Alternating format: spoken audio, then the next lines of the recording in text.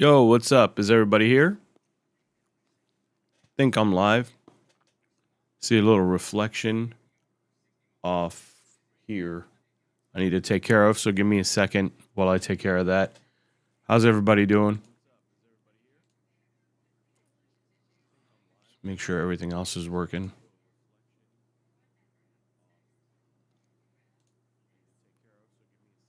What's up, Philip? What's up, man?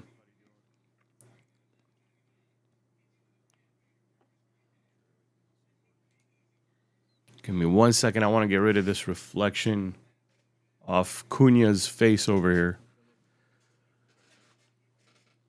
I'm doing good, man. Art, what's going on, buddy? Give me 1 second. Just got to take care of this reflection here off Cunha so I don't get flagged by YouTube.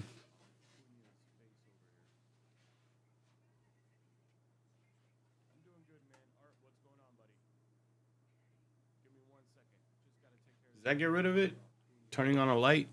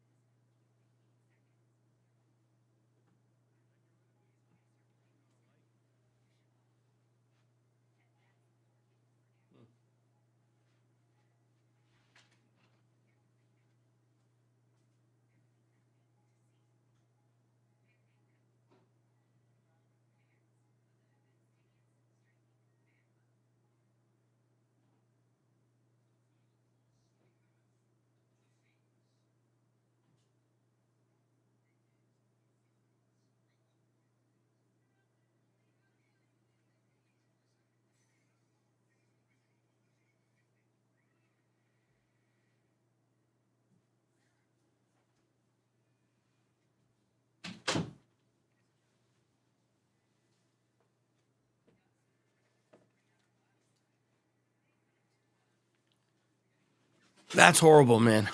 The fact that that's horrible, actually. I feel like that's bad luck. I feel like Cunha is going to have bad luck now. I'm not happy about that.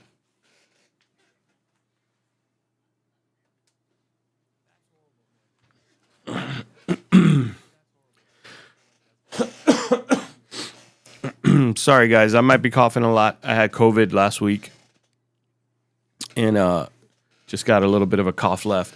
Okay. Let's look at some chats. Let's talk. Yo, old man, how art thou? I ain't that old, man. We lose today. Why? Life is good, but we will lose today. Why? Still visible. Chop chops. No, there's no way that it's still visible. I put a towel on it. Chop chop Samix. How is your new job, bro? It takes up time, man. It takes up a lot of time, but it's fun. Why the bad luck on Cunha now? Because it was reflecting the game. The game is Oh, I see the reflection still a little bit. Like, you see it right in the corner. It was it's reflecting my TV basically, and YouTube is crazy about stuff like that. Good evening from Singapore. Okay, how are we feeling about the game except for Art? Everyone but Art, how are we feeling about the game? Art's going to tell me we're losing today. I don't know if we are, man. We're playing at home. We just came off a bad game, and I'd like to see a bounce back. My biggest concerns with Michael Carrick and the way he has this team playing is basically his build-up. I think anybody who saw my last live heard me say this. I feel like from the goalkeeper, we just don't have a good build-up at all. And it's disappointing. Heaven should start for Euro, I'm guessing. Because I think Euro's starting today, right? 2-0 for me. Then don't you? But I have to say we lose. No doubt, mention it, bro. No, don't mention it. our buildup is just. Thank you, Alan. Our buildup is just lacking, man, and that's why I'm not a big believer in Carrick. I wanted to make this extensive video and show you guys from every single game that he's taken charge that we barely get out of our own half without a long ball when we start from our goalkeeper, and and it's because the routines, the patterns are just not there. Other than that, I really like what he's done with the structure of the team, the build, the formation of the team. I like where he's playing certain individuals. I like that he's putting Casemiro next to Mainu. The 4-2-3-1 suits us right now with the way the squad is. I don't like the patterns from the. Hold on one second.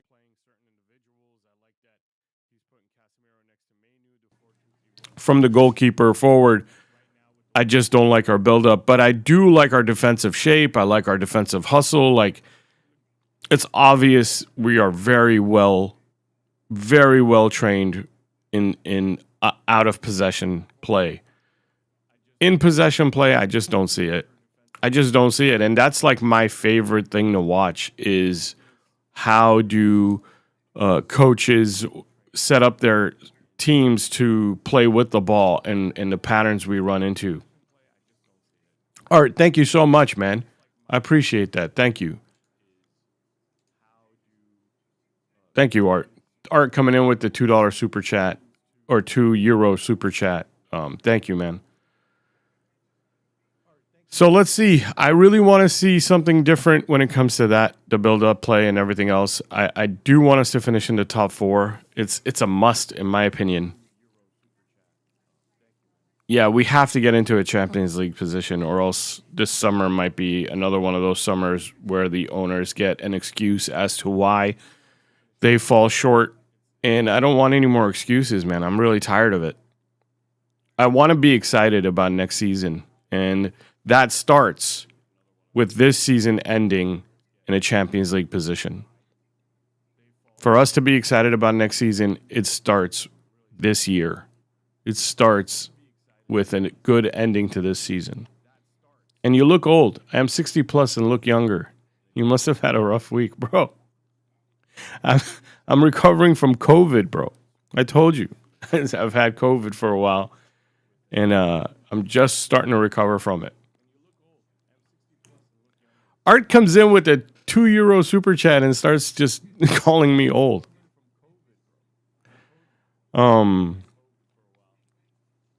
Anybody else with predictions for the 3-1 lucky goal from Villa?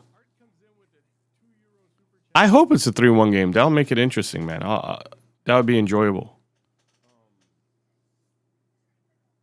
COVID, Jesus, hope you're well. Yeah, I'm okay. COVID's not what it used to be.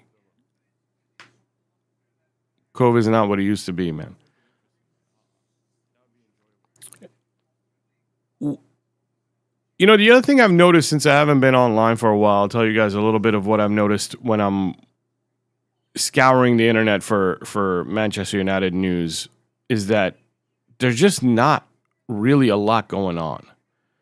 You're just hearing things like, you know, the Elliot Anderson story. Manchester United hasn't given up on Anderson. They're going to go after him and blah, blah, blah this summer.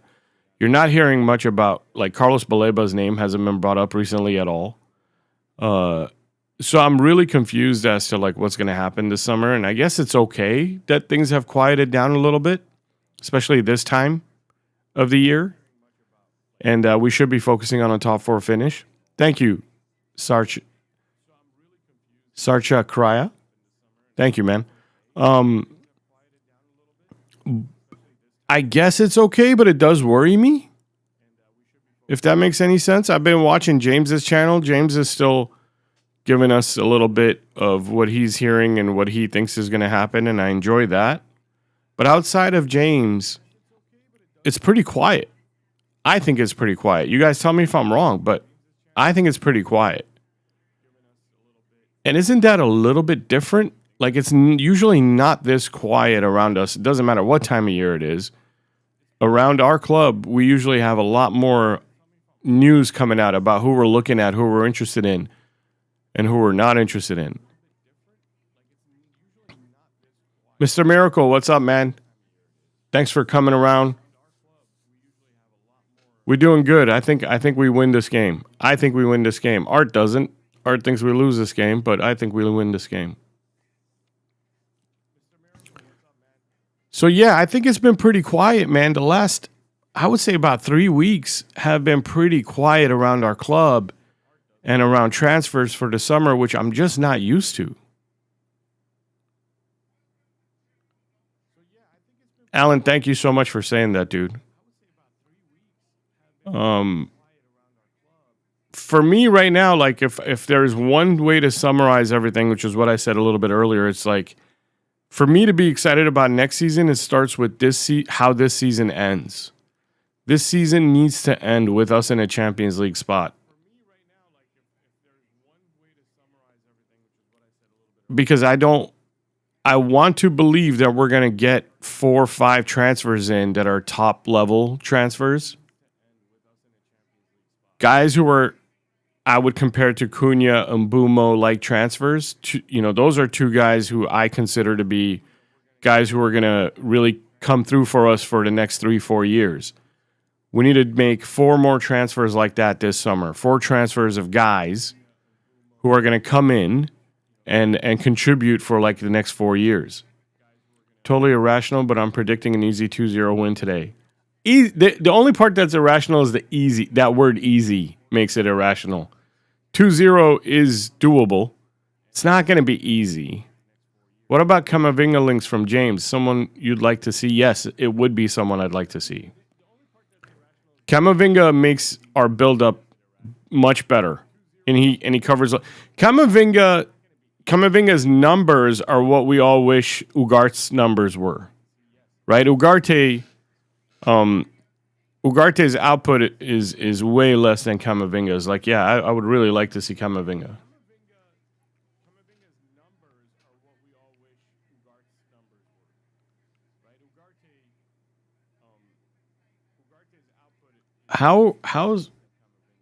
How are my levels, my audio levels? Like one of my things here is showing me like really loud. Am I too loud? Guys, let me know if my audio is too loud.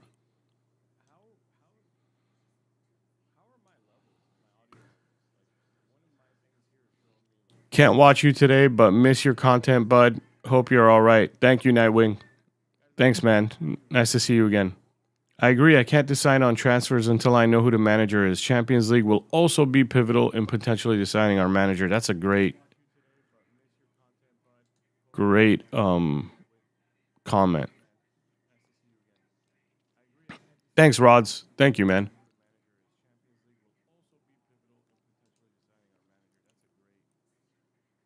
Yeah, I can't decide on transfers until I know who the manager is. That's the other thing, right? We're not hearing anything about managers. I mean, correct me if I'm wrong, but I haven't heard anything of like high. How do I put this? Like, we've heard the little rumors, the ones that don't mean anything, but we haven't heard anything about who we're talking to. And I'm not really completely 100% sure how long we're going to wait. Maybe it'll be like around end of April where we start talking to people, but I hope, especially if we're going after a national team manager who's going to be participating in the World Cup, we need to make that deal happen by May. We need to make that deal happen before the World Cup kicks off. I don't know, man. Like that, little things like that. I don't know if I'm supposed to be worried or if I'm supposed to be like, okay, maybe these guys are better at what they do than what we're used to, and that's why everything is being kept like a top secret and not leaking. Either that or they don't even know what they're doing yet, which is scary. That's scary.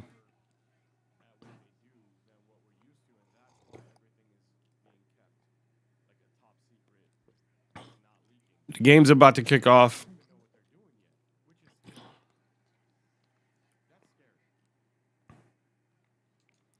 Assuming Champions League, what would an ideal window look like for you? I want 5 players, to be honest with you, and that's assuming Bruno doesn't leave. If Bruno doesn't leave, I want 5 players, 2 midfielders, 1 center back, a full back, and a winger. Because we gave away all our wingers. Like we need another left-sided winger with a right foot. A right-footed left winger. Hold up. And we're off. Clock is correct. Time to watch the game.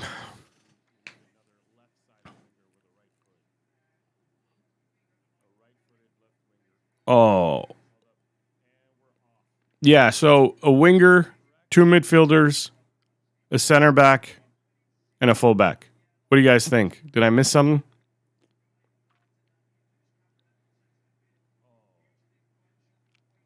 We need more than 5 if we are in UCL. Oh, that's for sure, but I don't think we'll get more than 5. I mean, I haven't forgotten I'm trying to be realistic. I haven't forgotten who our owners are. Even if we make Champions League, they're not going to buy more than 5.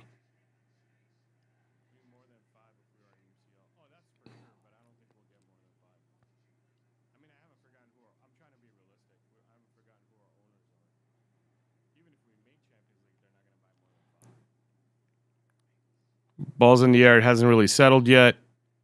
And then Diogo Dalot does a Karate Kid impression for no reason. I don't mean to pick on him, but it is what it is.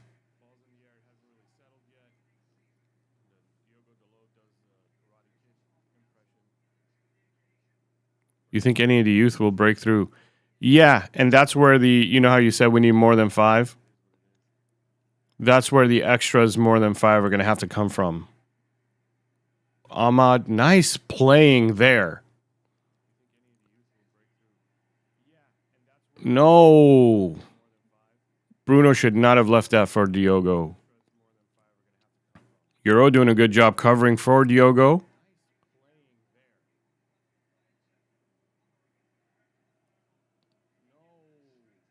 Yeah, see, defensively, like, we're pretty good, man. Like, it's a good shape. There's not a whole lot of space. It's a mid-block in a 4-4-2.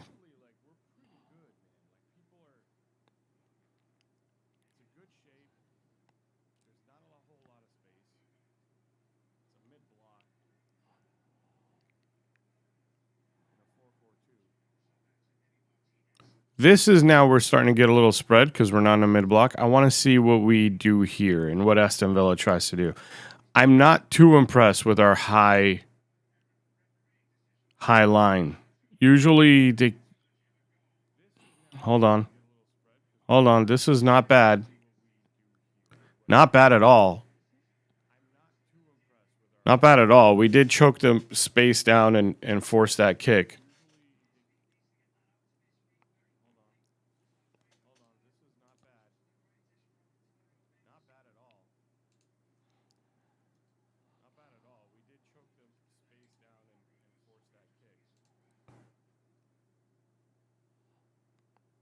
That was a pretty good switch by Cass. Easy for Shaw there.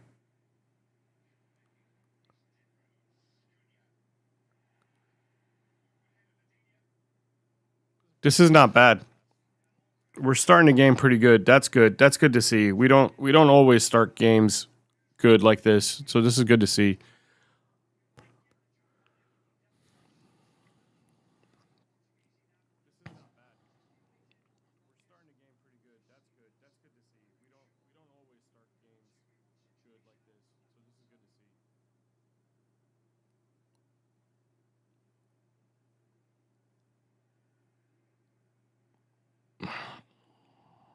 This is what I meant about our high line not being impressive. That one pass, and it's always something. I don't know. Like our mid block and our low block shape is solid. Our high line usually leaves these big gaps in the middle.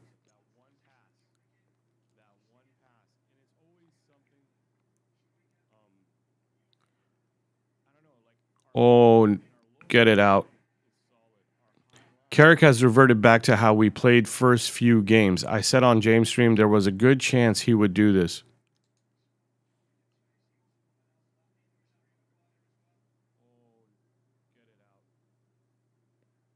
Are you talking about reverted back to how we played the first few games under Carrick, Mr. Miracle?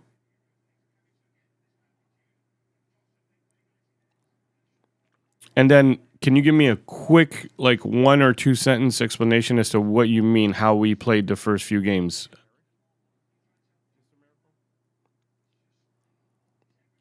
Okay, look at this goal from the goalkeeper, how we build up. So watch this. This was good. I don't know why they let us have that. That's not good. And that's what I mean by when we build up from the goalkeeper under Carrick, it's usually a long ball. Like even that, I guess you can consider that a long pass. There's just no real set pattern or routine. And I'm not impressed at all in our from goalkeeper build up, if you will. What I'm impressed by under Carrick is our transitional play. We transition much better, like the way Manchester United should transition. But our build up from the goalkeeper is not good, guys. Like I don't know what to tell you. It's really not good. We don't have ideas. We don't have routines or patterns. We have like a simple little shape to get the first pass in, but once the first pass is in, then we got nothing. And it's my favorite thing to study. It's like the first thing I broke down when I made videos about Ruben Amorim and stuff like that is like the diamonds, the exit passes, the routines, the patterns. And now watch, the goalkeeper has the ball, and let's see what happens here. So we've got this simple shape that he comes out with every time, which is a normal shape that everybody starts with. The 2-4. Now it gets to here. Now from here on, it just feels like a free-for-all as opposed to like a routine or pattern. It doesn't feel like it goes right back. Like it doesn't feel like there's a set shape, routine, or pattern to run. Now don't get me wrong, we got out of it. Like this is okay. You got from your goalkeeper all the way to midfield and you have control of the ball in the game. So it's fine, but usually that doesn't happen. Usually it ends in a long ball, and we lose the ball.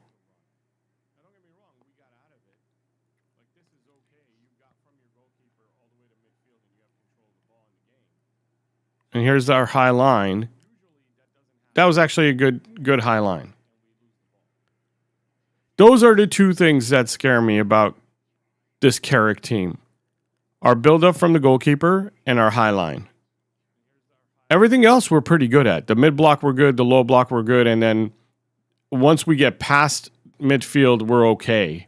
I'm not saying we're great, but we're not awful. Those other two things I said were pretty bad. I need to see it a bit more. I need to see a bit more of the game to be able to say if we are similar. My prediction was Carrick would revert to the team he used in his first few games when Mbuma was up front. I see what you mean. You meant like the personnel. He would revert back to the same personnel that he chose in his first game.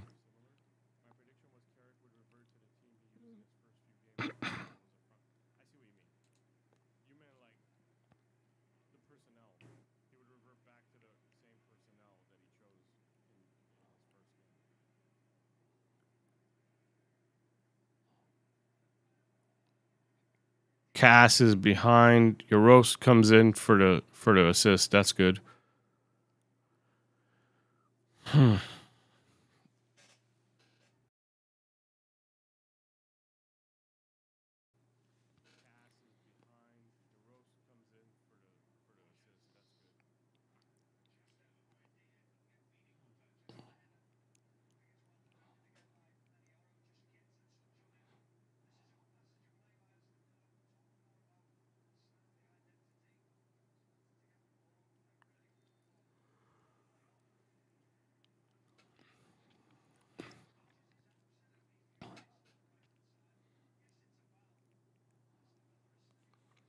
Yeah.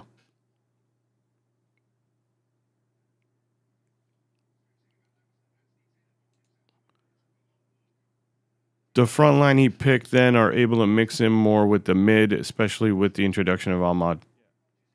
I do like the fact that Ahmad is playing. I mean, for me, it's important you find a place for Ahmad.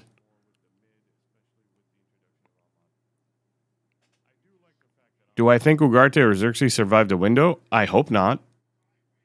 I don't think it would be the right thing to do financially for the team for any reason. I think Ugarte and Xerxes need to go because they're not being used, right? They're assets that have, wages involved and basically their money sitting on the bench that we could be using for players that we're actually going to use. And I don't necessarily dislike Xerxes. I actually like Xerxes, but he's not being used. So what's the point? It's just a waste of money sitting on the bench. Unless you bring in a new manager that wants Xerxes, right? Like if our next manager wants Xerxes, then we should keep him. Ugarte, I think we should get rid of no matter what the next manager wants, honestly. I'm sorry, but Ugarte to me just doesn't cut it. The game against Man City was around 30% possession. Game against Arsenal was 40% possession. Best games under Carrick are when the attack are helping the midfield. It's fair.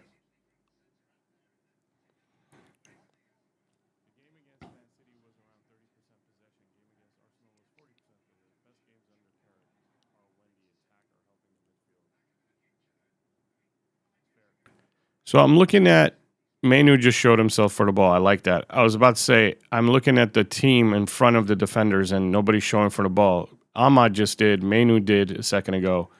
And we need more players like that are showing for the ball. Usually Cunha does that really well. I don't know why he's staying on the last line, but maybe maybe that was the instruction to him, like stay wide and stay up.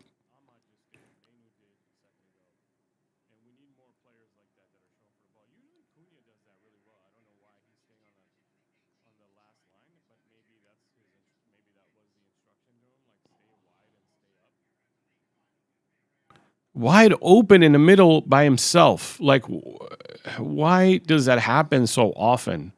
Why are why was Onana there? Is that his name? The big guy?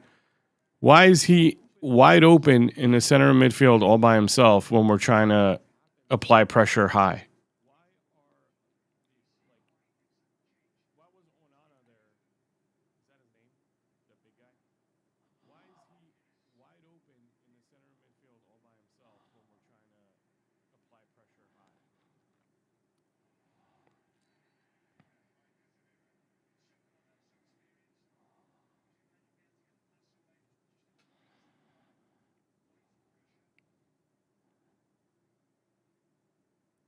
Cass is going to be gone too. Like, we really do need at least two midfielders. Cass is going to be gone, and I think Ugarte is going to be sold. Again, Ugarte is not somebody we're going to use. We haven't used him. Definitely need two midfielders minimum.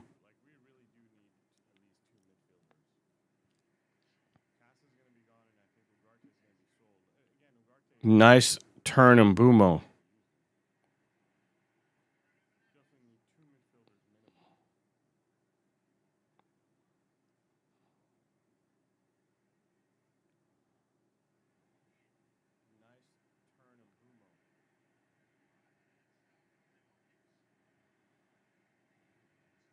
Great job. Good job from Maguire. And Bruno's all the way back here helping, and he was just all the way up on the left wing a second ago.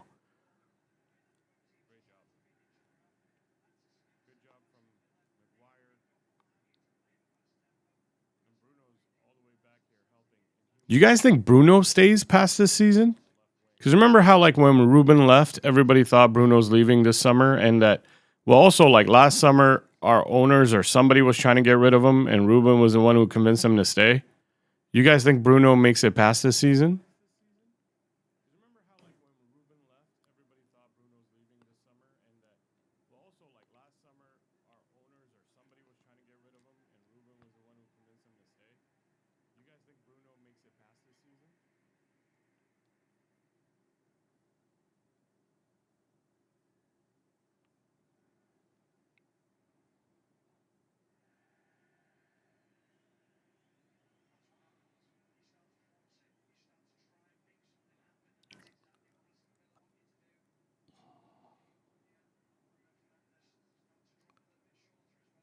I will be joining in today couple of the fellas in my group are on holiday, so I decided we will rewatch the game together on a later date.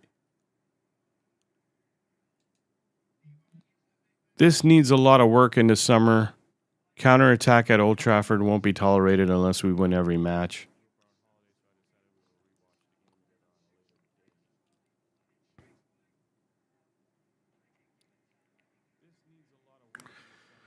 Mbuma already getting involved deep. It's an example of what I was saying earlier. Looks like to me like he was reverted to how we were playing first few games. The difference is a slightly higher line.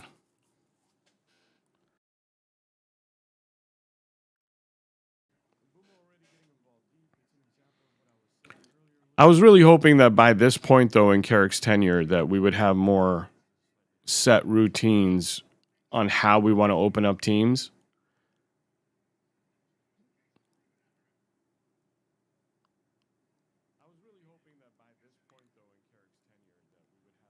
Like, these just look like really hopeful passing into the box, honestly. Like, I'm not seeing anything that feels planned.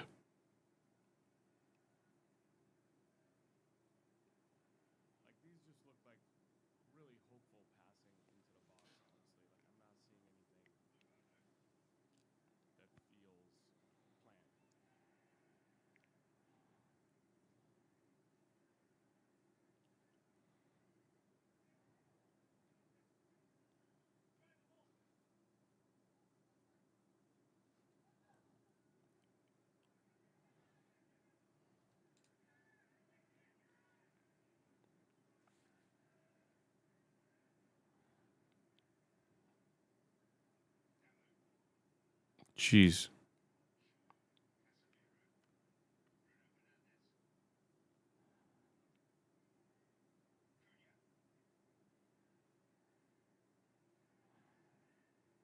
Oh!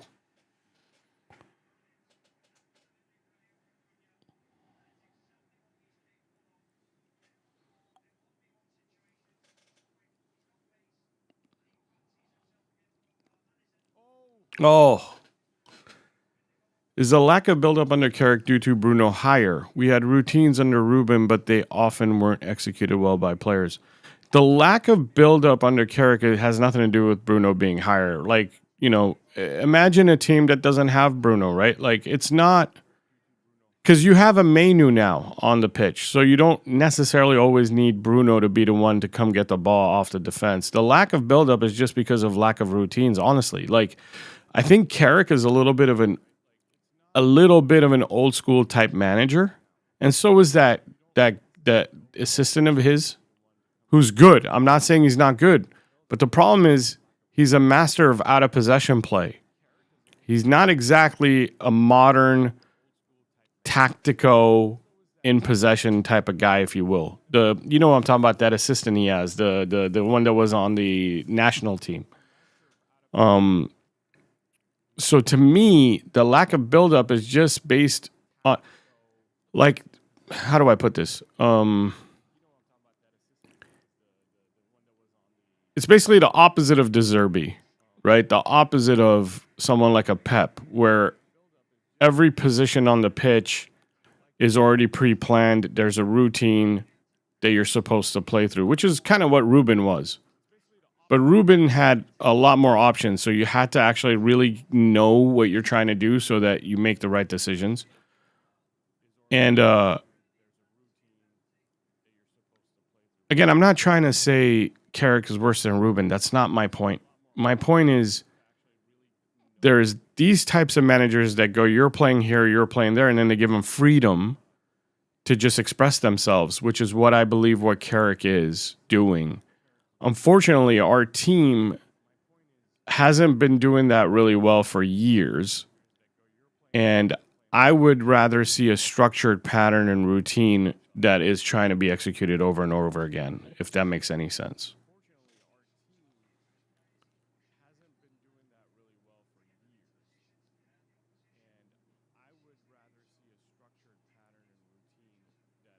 Brian, thanks, man. I'm doing pretty good, man. Other than catching COVID last week, I'm doing pretty good. I'm okay, dude. I got a promotion at work. I told everybody on my last live that I'm going to be busy for the month of March, and then once I'm done with my own like transition into my new role, it should be like the first week of April. I'll be back to making more videos, and I'll be back to normal. First week of April, I'll be back to the way it used to be. Thank you for asking. NEOS didn't do any favors to Carrick by not signing anybody in January. Yeah, for sure. Yeah, for sure. They that wasn't good.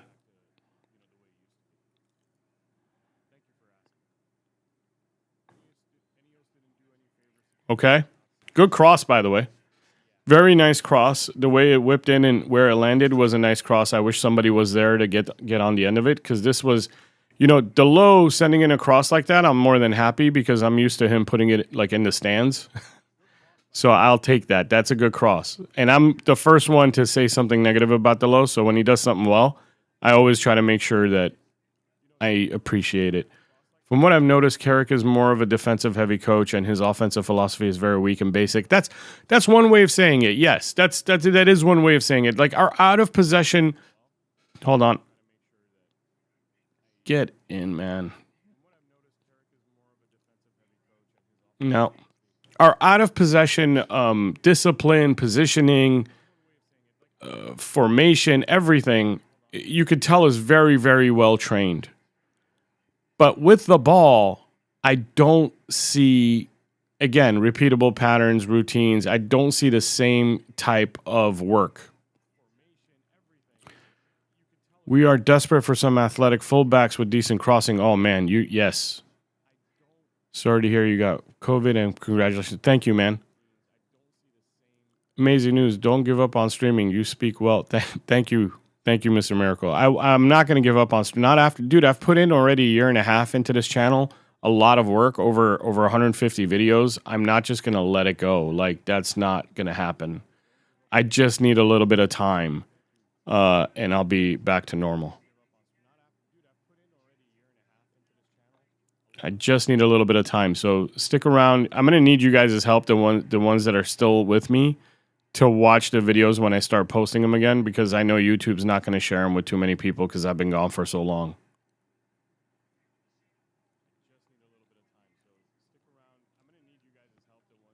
I disagree. I do see plenty of patterns, but many are not stepping up. That's fair if that's what you see. It doesn't catch my eye. Like, I don't see. So when you look for routines and patterns, you're looking for boxes, diamonds, and triangles that are repeatable and that serve a purpose of giving options to the ball carrier. And I just don't see it. Like, I don't see rotations. I see, hold on one second, I got a cough.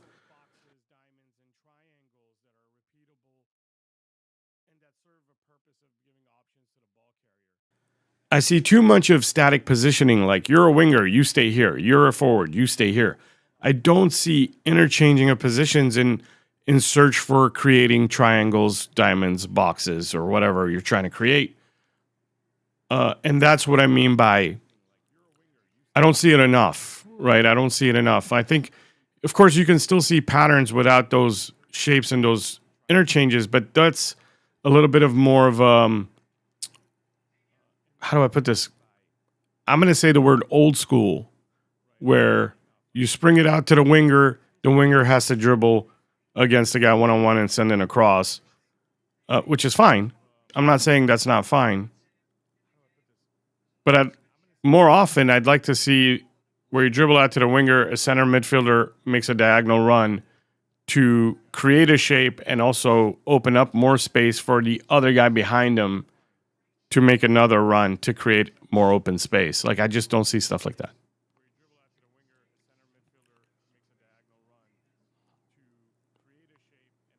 Ahmad as right back was a game changer. He changed our game. I actually liked that a lot. I did like Ahmad at right wing back. I thought it made us a little bit more attacking.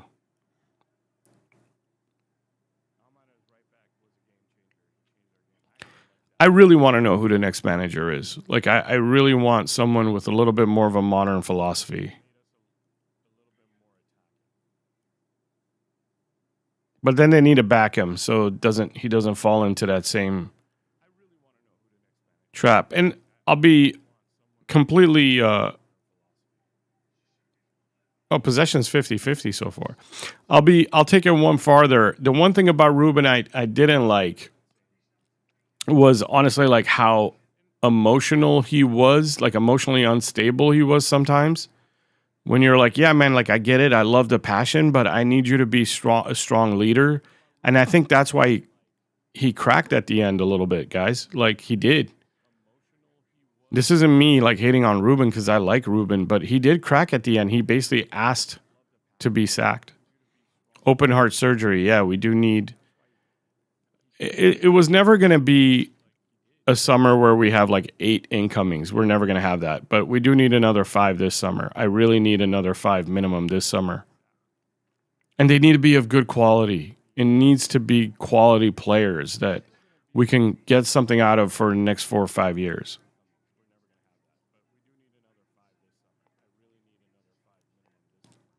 Next season could be a really good season. Really, it can.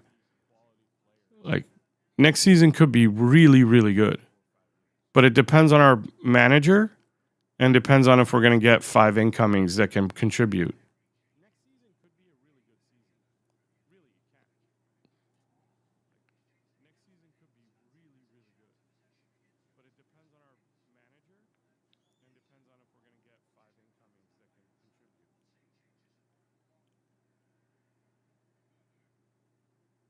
Oh, no.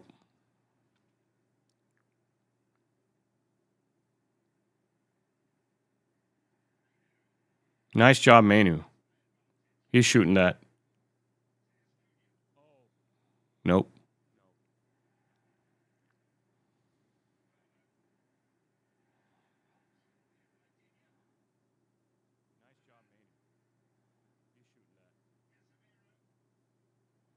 Oh man, there's a lot going on around their box. I'm just waiting. I'm just waiting for the shot.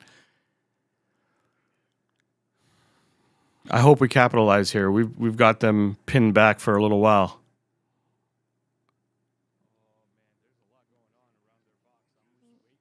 Ah.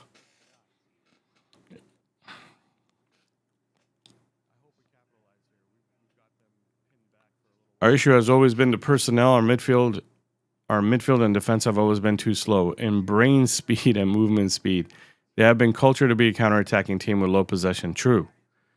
True open heart surgery was what? Hold on. True open heart surgery won't happen until Glenn and Yost are removed as owners. Yeah, that's why I'm like, I don't think that's going to happen. I think it's going to be a 4 to 5, recruitment summer for like 3 or 4 years in a row instead of 1 year of 9. But that's okay as long as we're recruiting right. Like we will steadily get to where we need to get to as long as 90% of the guys we recruit are hits and like only 1 miss out of 10. So every 2 summers we make 1 bad. And as long as that bad one isn't expensive either. Like that bad one can't cost more than 40. 1 or 2 dud signings could really hurt. Need Ineos to repeat. Yeah. So that's what I was saying. Like you can have, look, if we do 5 signings this summer, 5 signings next summer, we can have 1 or 2 duds as long as those 1 or 2 duds are the 2 cheapest ones. Like, look, man, like our goalkeeper right now, he was cheap, right? And he's not a dud. He's good. But every once in a while, if you sign a guy that cheap, he's going to be a dud. And that's fine. You just can't have a dud from the guy who costs you 70 million, right? But if you have a dud out of the guy who costs you 20, that's okay. That's kind of why you're doing it anyway. You're not going to expect every 15, 20 million euro signing to be a star. One of them is going to be a dud every once in a while, as long as you have one good one for every 1 bad one out of those cheap signings. But all the expensive signings have to be good.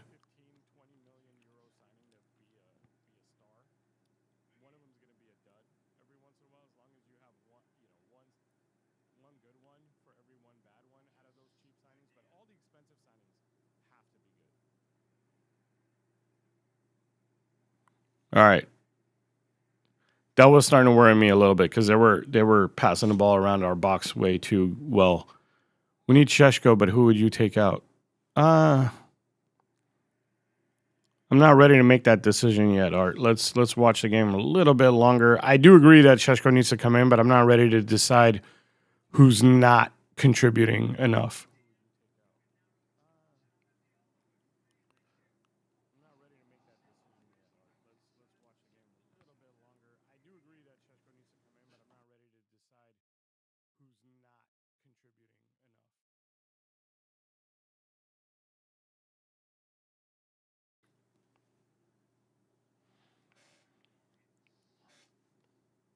No. Nice job, Menu.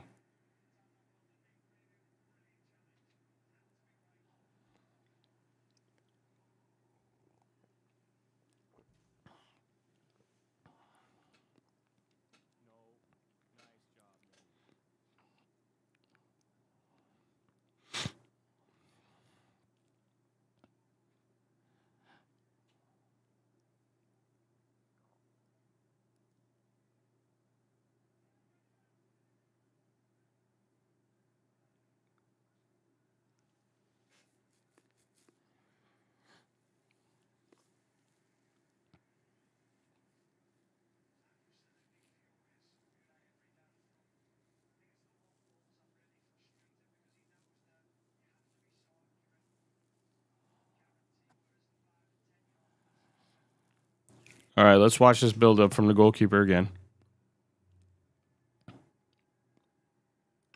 I mean, you're basically seeing Maguire tell Menu go left, and then Maguire tell Casemiro come middle, and it's all happening really slow, and then he ends up launching a long ball. Like in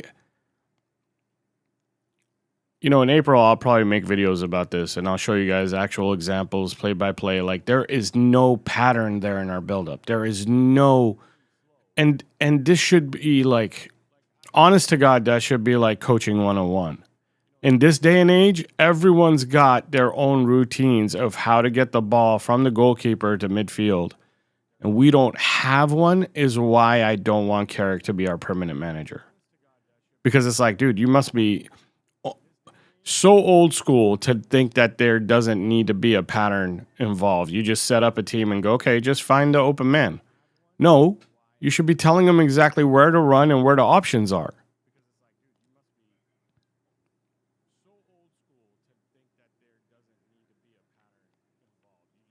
Honestly, that's like the biggest red flag for me.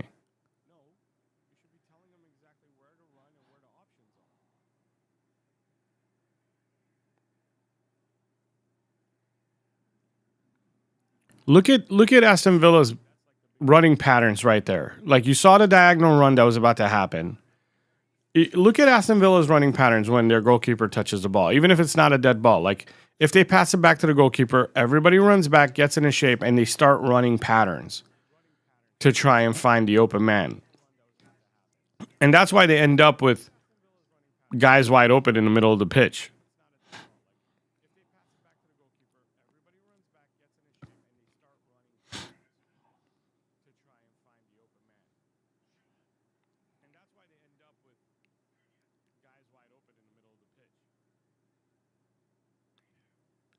I will admit, Art, that like Sheshko is needed. Like if this is how Aston Villa is going to play, where they're just basically crowding the center of the pitch and getting 5 bodies in their own box, we are going to need a Sheshko so we can launch more crosses. That was nice.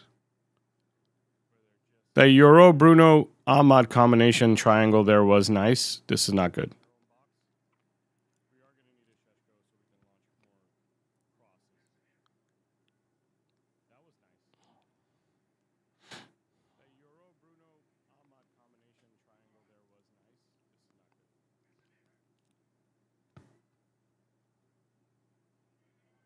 Okay, we get another corner.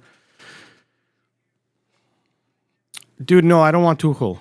No. If you want system, then Tuchel is the man. If you want more free flowing, you need Carrick. No, I don't want Tuchel, bro. That's not like there's a million system managers. Why do I want the most temperamental psycho one? I don't want the psychotic temperamental man. I already had a guy who was emotional. I don't want another guy who's like crazy emotional. It was Ruben's downfall being that emotional.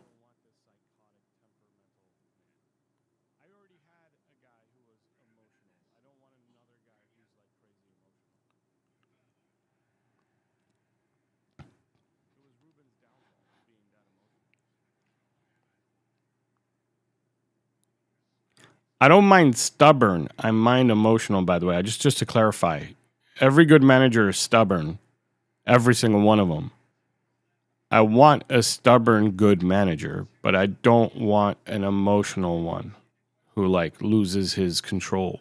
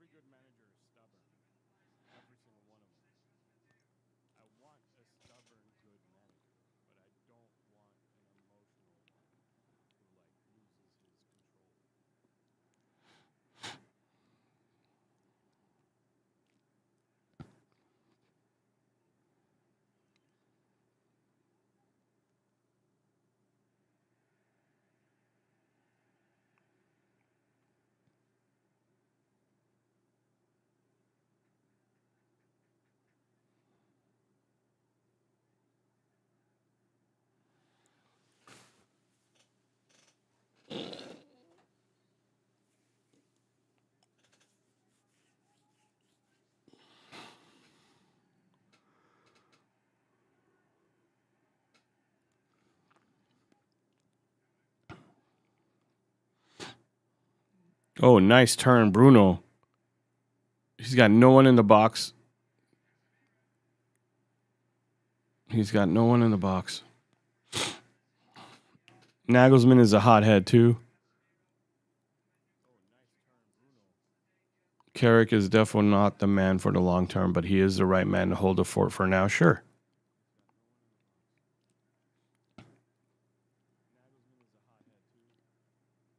Carrick's not the guy. Carrick cannot be the guy. If Carrick's our manager next season, I'm going to be so upset.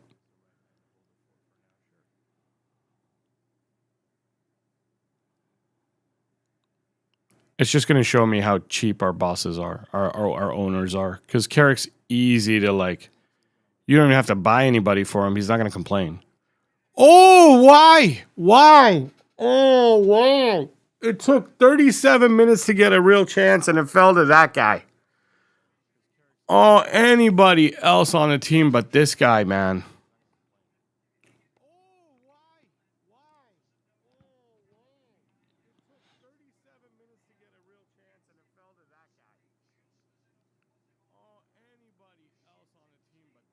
Why? How many times have I seen Delo miss a chance like, bro? Why? Why? You're a professional. And you, like, I've seen kids do better with that.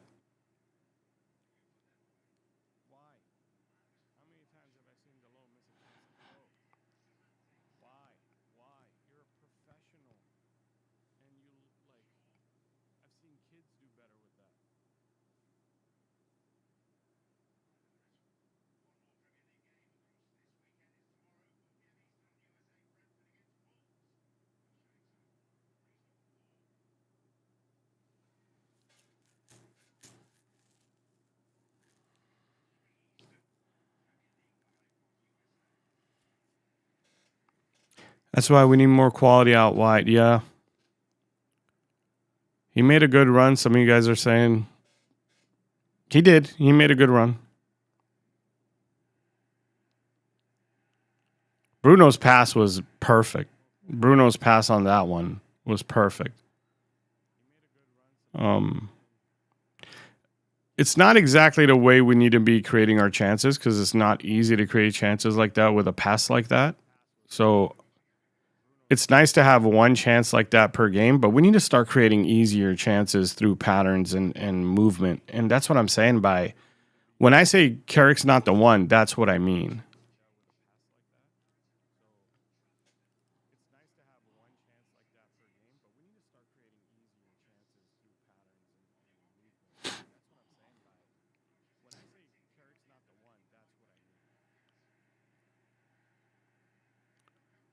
Oh, shh. Thank Thank you.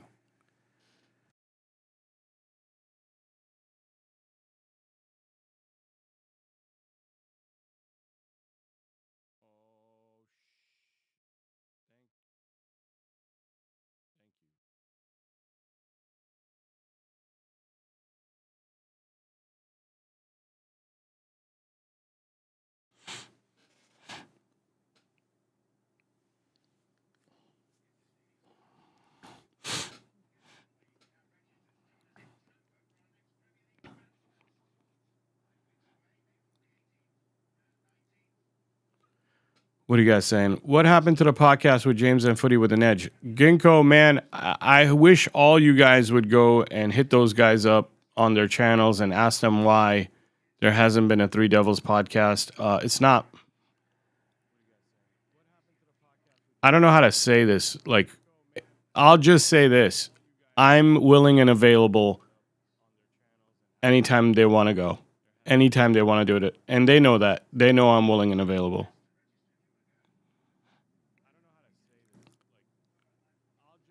It's for that to work, for that podcast to work, it needs a year commitment from everybody to stay on top of it. I think after a year we would have had really good numbers, good viewership, good audience that everybody would have been happy. And it's just it's just people seeing that vision and knowing that there's a future in it. So that they're, I don't know, motivated to keep going. Do you get what I'm saying? That happens with you guys. That happens with the audience, the viewers, to let everyone know that, like, hey man, like, I want to see another one of those episodes. Like, we basically need everyone to realize how much the demand is. Andy's in the UAE now, traveling for work. Oh, really? I didn't know that. So Andy's not doing his channel anymore. Like, I've been so busy that I'm not the only, and I haven't seen Andy online. So maybe that does make sense because I haven't talked to Andy in a while. And okay, well, if might as well talk about it now since you guys brought it up. He was the first one to go a little MIA. He was the first one missing for the podcast. So maybe that's where the problem starts. But that doesn't mean me and James can't care. I don't know. Maybe, look, in April when I'm more free, even though I'm willing to do it now, like even while I'm busy, I'm willing to do it now. If they called me up or if they hit me up and they said, hey, we're going to record it. The time where we usually record the episodes, I'm still available. Like, I'm not at work on those days and times. Like, so my schedule, we used to record on Wednesdays. My schedule on Wednesdays hasn't changed. I'm still available to record that podcast. So it's not me. Like, I'm still around. Come on, Bruno. Yeah, so it's not me. It did start with Andy going to India when he went for a wedding, and he was gone for like a month. And me and James did one episode by ourselves because he wasn't there, and then it just kind of fell. It just fell by the wayside.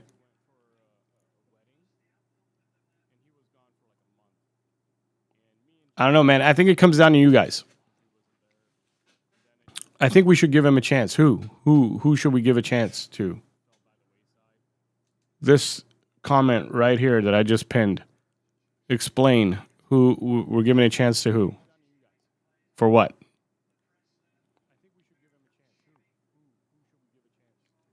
Andy's really in the UAE right now? Like, isn't now like the wrong time to go to the UAE? Like, aren't there bombs dropping?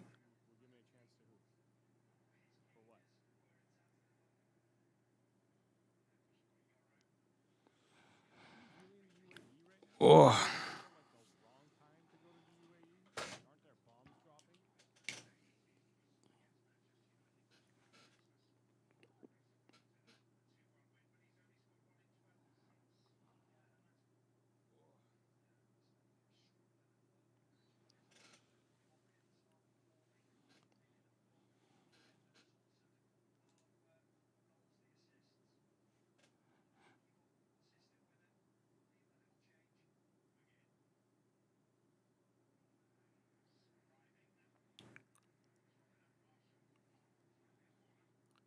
We all are quite unfair in our assessment of Carrick's tenure. No one at the moment can do what he's doing right now.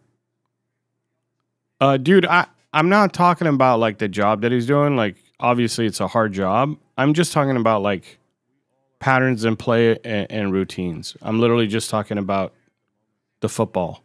I'm not talking about the individual and what he's done for us and everything else. Like, I think he's doing great. I just don't want him to be the permanent manager.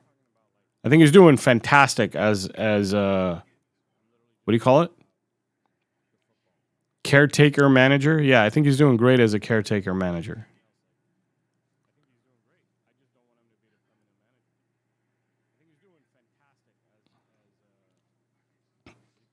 But like if you just watch these plays, you got to admit, like, it's just take the ball, run, and then do whatever you think is the right thing to do.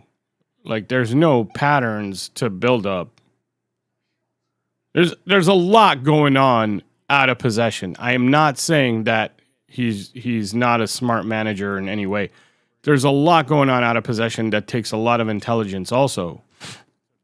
I just don't see any modern ideas in possession. And I think in this day and age, you're not going to win games if you haven't kept up with the times a little bit. You're not going to win leagues, I should say, not games. He'll win games. You're not going to win leagues. And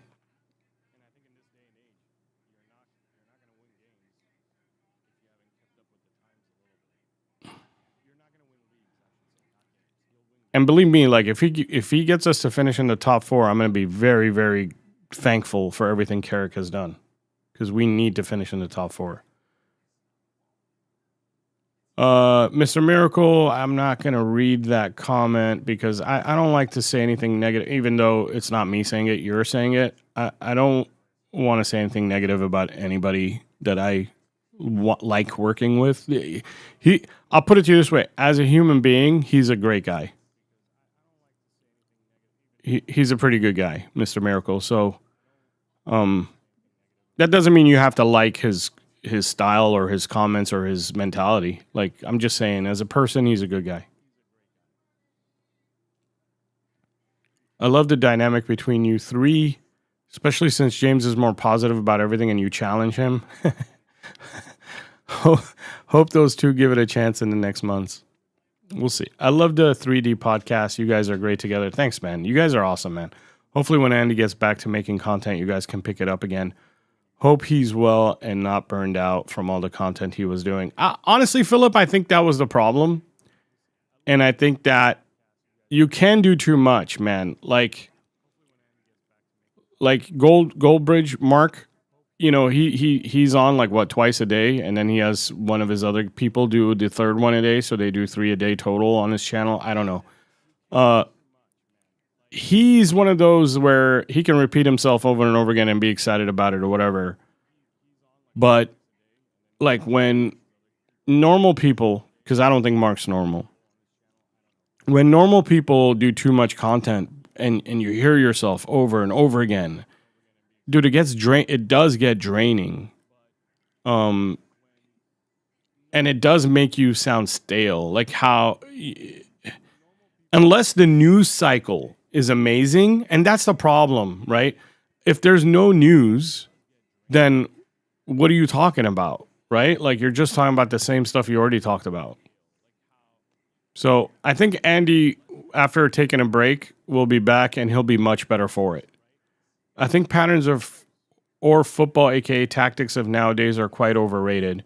Remember this comment: deep tactics obsession is going to fade out real quick. Every manager is a doppelganger of another almost. I mean, okay. I'm not saying I understand what you're trying to say.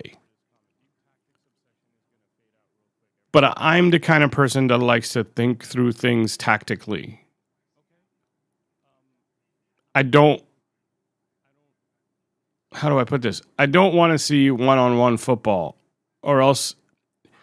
So let me explain. If you don't have detailed tactical patterns and structures and routines, then you have to be Real Madrid, meaning you have to build a squad of Galacticos if you want to repeatedly win championship after championship, you have to have the best players in almost every position on the pitch, and then let them go express themselves. If you're a Manchester United fan with the owners we have, you start to understand that that's probably not going to happen. We're going to have good players, don't get me wrong. They spend enough money for us to have good players. They don't spend enough money for us to build a Real Madrid type team. Now, and do not discount the fact that Real Madrid can build that type of team for a lot less money than what it would cost us. If we wanted to bring in Mbappe, Vinicius Jr., and these types of players, it would cost us more money. Why? Because these players would rather live in Spain, so they'll discount their wages a little bit to live in Spain. They'll force their managers to take a smaller cut to live in Spain to play for Real Madrid. For them to come to Manchester, you're going to have to entice them with even more money than what Real Madrid would have to entice them with, if you know what I mean. And because that's never going to happen, I'm not into the idea of us having a manager who's going to play free-flowing, express yourself all day kind of football. I think we get good players, maybe not the best of the best. Maybe we have one really, really, or two really, really good players, and then everybody else is a good, solid player. Better than most players in the Premier League, just not the best in the world. And then you have routines, patterns, and tactics that brings the best out of these good players is what I'm trying to get at. That's what I want to see. How much do we miss Lisandro's passing? Every pass from our CBs is side to side. Nightwing for sure, man. Like Lisandro Martinez makes our build-up play look so much better than it is, right? Like when you have a guy who can pass from the back like Lisandro, it doesn't matter that your build-up tactics are non-existent, because he'll find a gap and then just spring a ball through. I love listening to different opinions. I have been watching United stand before and after videos for years. The ones from the panel. Some of them are good, man. Like I'm not the guy who's going to come on here and hate on the United stand. I'm not that guy. I won't hate on almost any United channel. I'll hate on other teams' channels. But anybody who's doing United content, I mean, why am I going to hate? Yo, nice to see you back, bro. Thank you, Hussein. United need at least 7 players, 5 of them starters. So that's what we were talking about earlier. We were saying we need a 5 signing summer, and we need 1 or 2 youth players to step up into the first team next season. That's where I was thinking about. So I kind of agree with you with the 7 players. I don't think we'll sign 7, though. I think we sign 5, and then 2 people need to get promoted to the first team from the academy. Delo and Shaw must be out next season. Yeah, out. So far we're Casemiro's gone for sure. We don't know about Bruno. Bruno's kind of up in the air. I don't know, man. Like, do you think they'll sell Delo? Like, don't get me wrong, I want it to happen, but do you think they'll do it? Is the problem. I don't know. Tactical adaptation is very important, like Sir Alex did. How it's not important. No, I agree with you. Like Sir Alex changed up the tactics by hiring different coaches to take over the team every 3 seasons.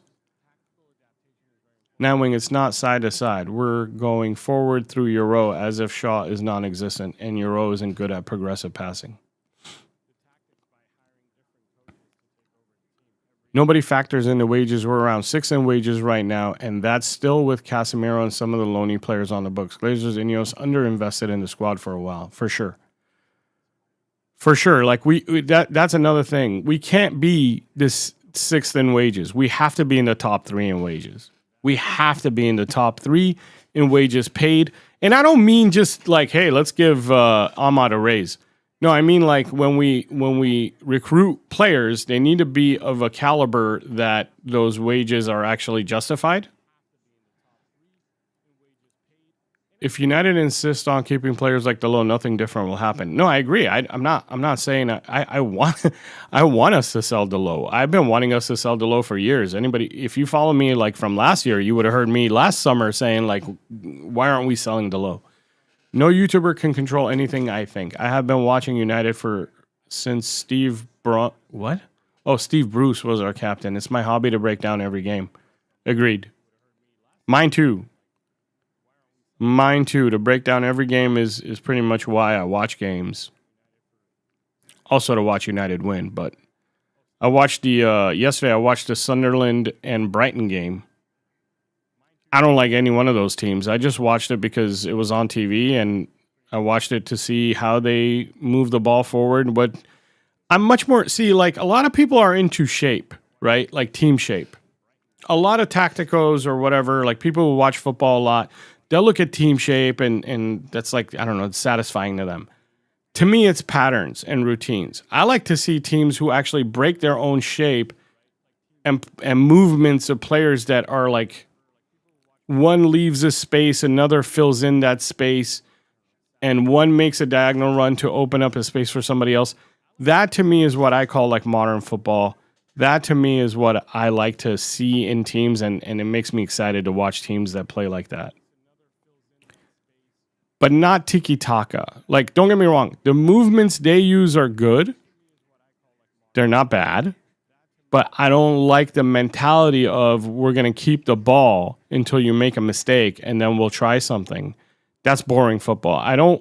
So I think tiki-taka and Pep Guardiola has given tactics, intense tactics, like a bad reputation. Because the way he does it can be so boring, like so boring to watch, and I can't stand that. I like it when it's like highly tactical, everything is coordinated, but it's also exciting. It's for the purpose of creating something within 8 to 12 seconds, not to keep the ball for minutes and minutes and minutes. Oh, reset the timer. Thank you, dude. Pause. Let's go reset time. Second period. There you go. Thank you, bro. On the topic of wages, people applaud Ineos about not giving anyone more than $200K a week, while average City players are making $250K a week, and then they're surprised we miss out on Semenyo and Anderson. Did we miss out on Anderson? Philip Weedle says, like the stream. I think we should listen to him. Thanks, Philip. By the way, it's good to see you. Man, thank you. It was a surprise to see you commenting this game.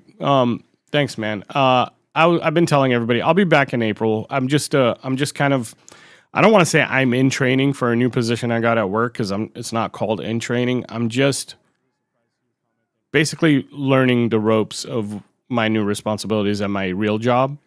And that should be done by the first week of April. By like April 5th or 6th, that should be done. And then I can start focusing on making videos again. And hopefully the news cycle will be better by then because I really don't like the news coming out of Manchester United right now anyway.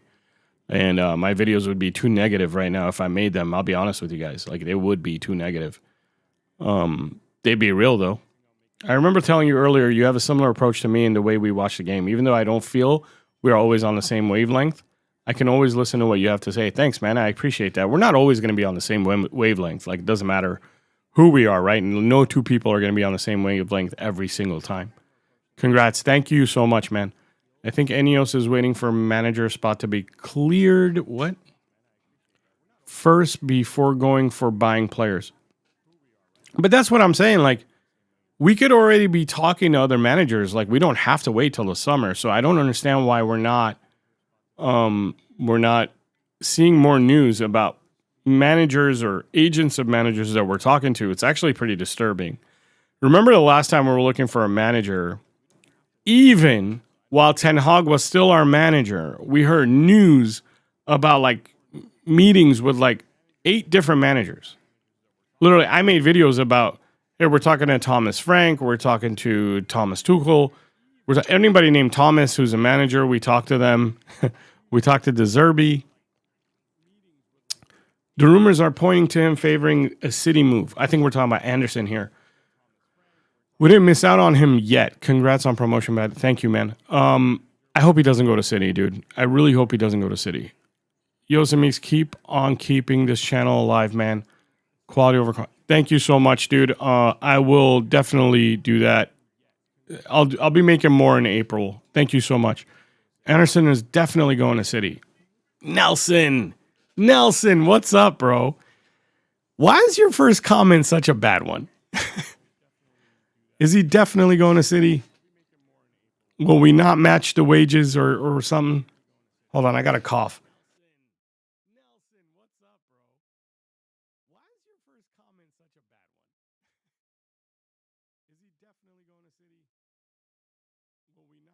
Sorry, for all the guys just joining, I am still recovering from COVID. I got COVID last week. It's been like 7 days. So it's, it's gone for the most part, but I still have that cough. What's up, bro? For me, what has to happen to hope for something is that United have signed the manager before World Cup and at least 5 players announced. For sure, right? Because it is a World Cup summer too. That's the other thing that scares me. It's like, why, if we're going to go after a World Cup manager, which I think we probably are, why aren't we hearing about it now? Because if you're going after a World Cup manager, now is the right time to be talking to them before the season ends and they get their national team players in for training to get ready for the World Cup. Right now, those managers aren't really doing much. This is the time to be talking to the Nagelsmans and Ancelottis and anybody else you might be thinking about. Ben Jacobs and a few other decent reporters have confirmed that his preferred destination is City, I'm guessing. That's going to suck, man. If he's going to City, that's going to really suck. All right, hold on. I got to get ready to start the clock.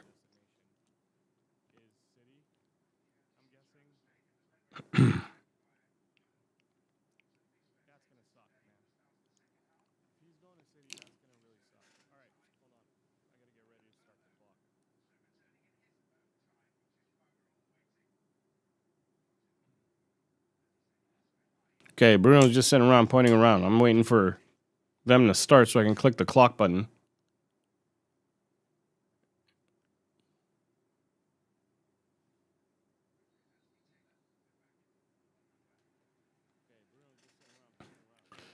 Okay. And we're off for the second half. I'd sign for them, and I'm a United fan.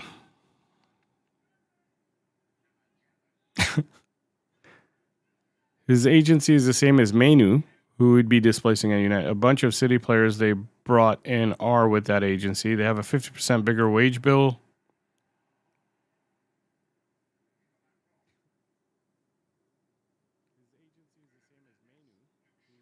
Oh, nice little idea there with Bruno and Shaw.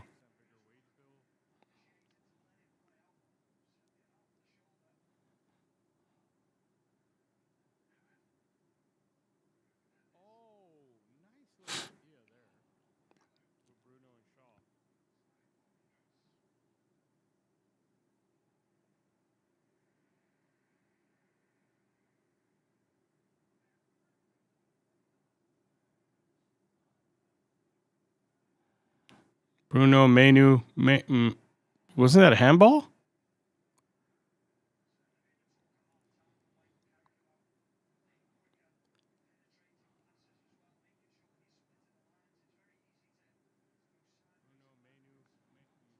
Miracle, don't worry about your typing, bro.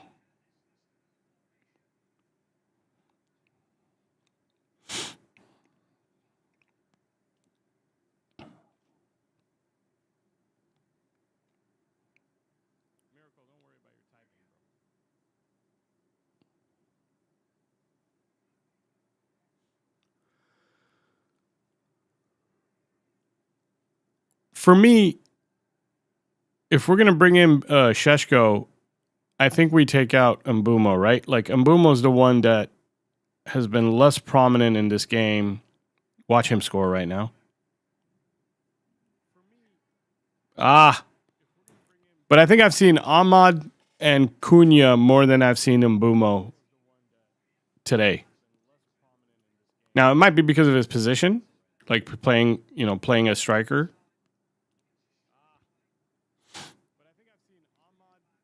I'm actually curious to see who Carrick pulls out for Šeško, because I think Šeško does need to come in the next 15 minutes, like on the 60th. All right, high line. Let's see how we do with this high line and see if they pass through us. And they just did. Yep, they just passed through us. And there's a couple of things that I'm trying to point out to you guys that we are not good at under Carrick. And that's one of them.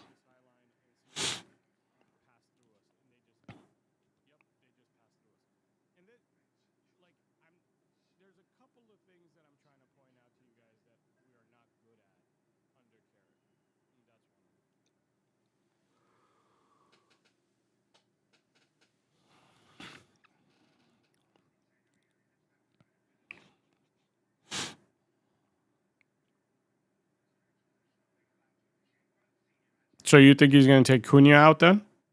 Miracle? Or is it going to be Ahmad?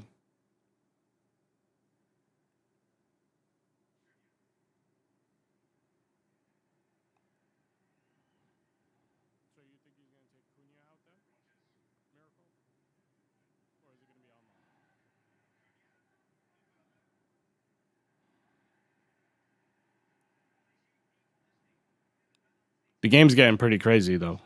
Like, this is actually becoming a good game.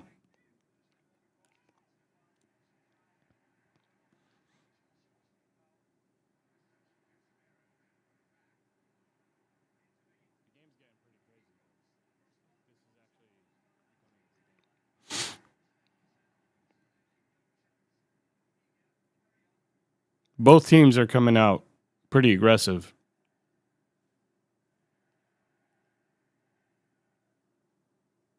Oh.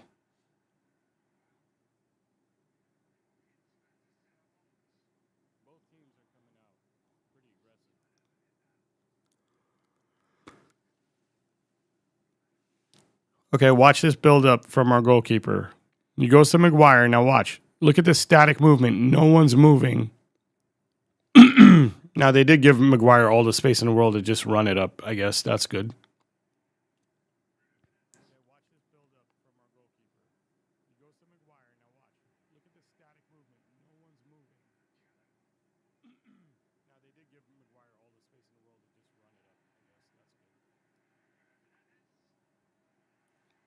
Corner.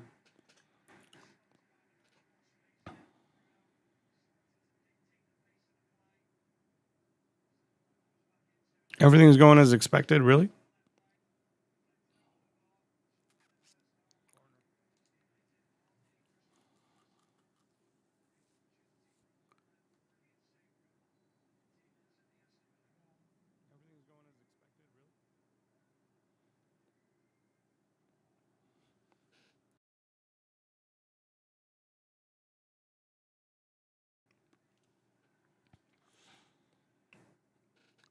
Believe Šeško is going to score today because he always does from the bench, which is true. We haven't scored early in 4 matches now. Yeah,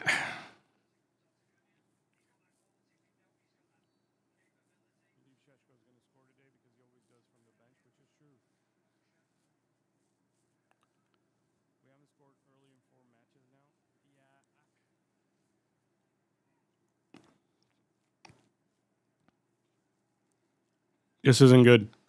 This isn't good right here. Nice job, Cunha. Nice job, Cunha, tracking back and helping Menu. Oh, nice shot. Nice little strike from Mbumo there. I need to see the game off to the 70th minute to decide if Šeško needs to come on.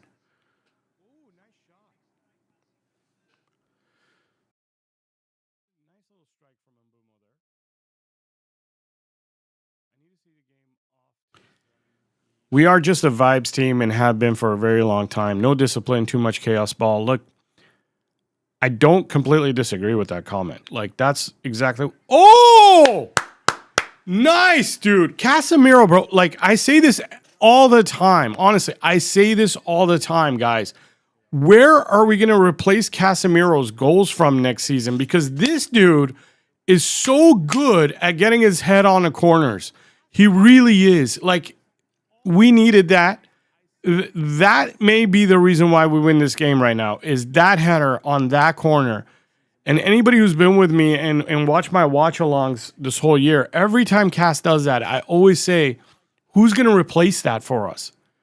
I don't know if you can replace that, man. That's so discounted of how important these goals are from Cass that come in with these headers on corners. Like, it's anybody who appreciates old school football, there you go. There you go. That's one aspect of old school football. You just look at Cass's movement there, and that header is perfect, man. Perfect movement, perfect header across goal to the other side from that position is not easy. That right there is not an easy header. From way outside, like from way past the inside, the near post, to get it all the way off the back post is not easy. It's just great movement and great heading. Who's going to replace that?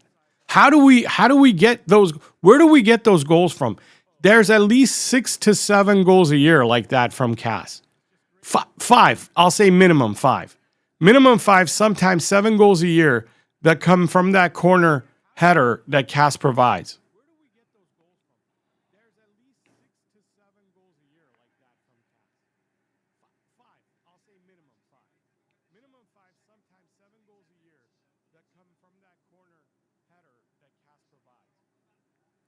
No, Cass is a good guy, man. Cass is a good guy. And look, I've been hard on Cass before in the past, especially under Ten Hag. Under Ten Hag, he was so bad sometimes with the late slide tackles or even too early slide tackles. But he's a good guy.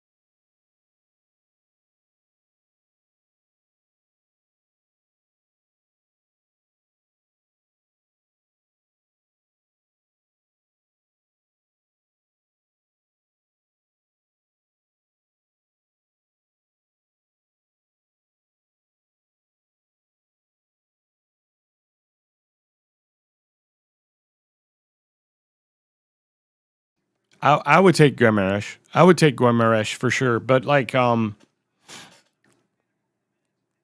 he wouldn't be my number one choice. Bruno Guimaraes, but I would take the Newcastle midfielder. But he'd be like my third or fourth choice.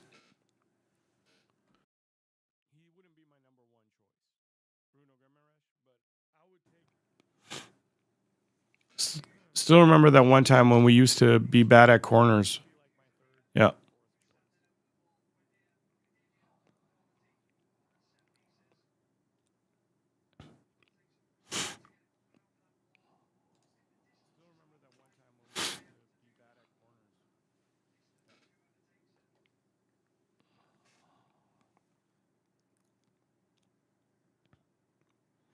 This is dangerous. I don't like this spot at all.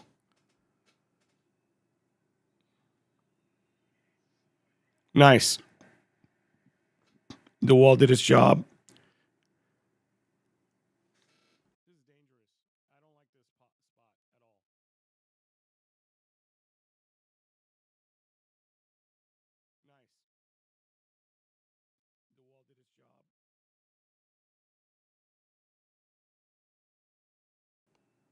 Hey, you guys don't hear me when I cough, right? Because I'm trying to mute this thing when I cough. But I just saw like another one of my lines spike up, so I'm wondering if I'm being inputted through 2 lines.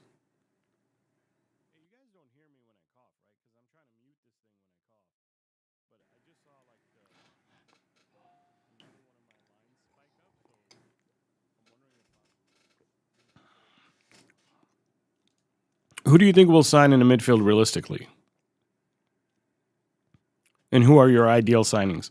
My ideal signings are Elliot Anderson and Carlos Baleba. I know Baleba's not having a good year, but I still think him and Anderson as two signings. Thanks, Atheon, for letting me know that.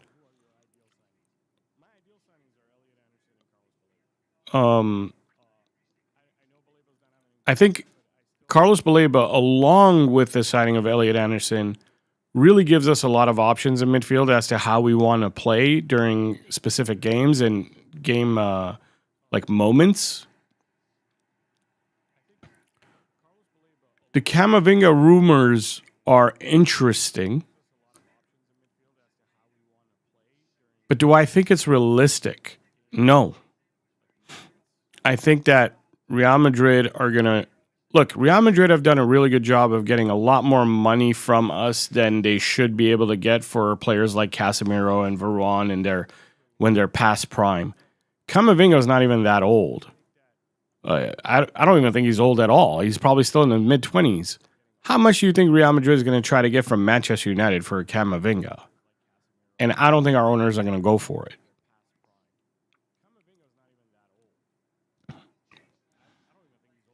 So I don't know if Camavinga is actually realistic, but if he is realistic, I wouldn't be upset about it. But he's not.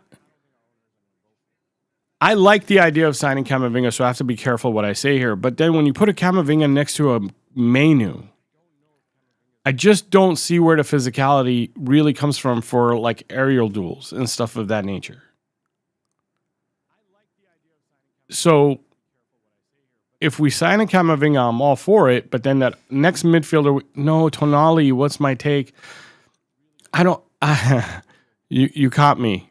Because I've been trying to avoid the Tonali conversation because I don't like Tonali. And I know that he's good and he's a smart player. I just don't like the look of him, if it makes any sense. Like, I don't like... I want a physical beast who's fat. Listen, think of it like this. If Manu is going to get a lot more playing time next season, then a Elliot Anderson or a Carlos Baleba type next to him makes sense. Physical specimens who can cover a lot of ground, especially Baleba with his speed, can cover a lot of ground and make up for the lack of physicality that Manu has. Tonali's not going to do that. So if Tonali comes in, then we need to bring another midfielder to play alongside him, and Manu would be on the bench. I just don't know if that's... I wouldn't be looking for that kind of player. I really wouldn't. Like, Tonali's not my first choice. At all. He's not a choice at all. Like, forget first choice. He's just not a choice for me.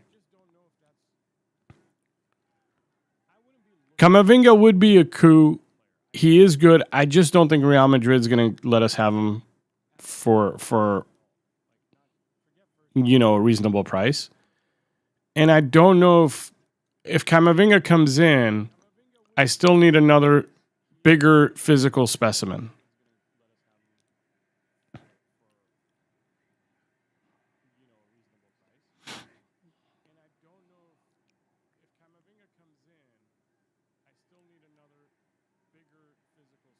Nice job, Ahmad.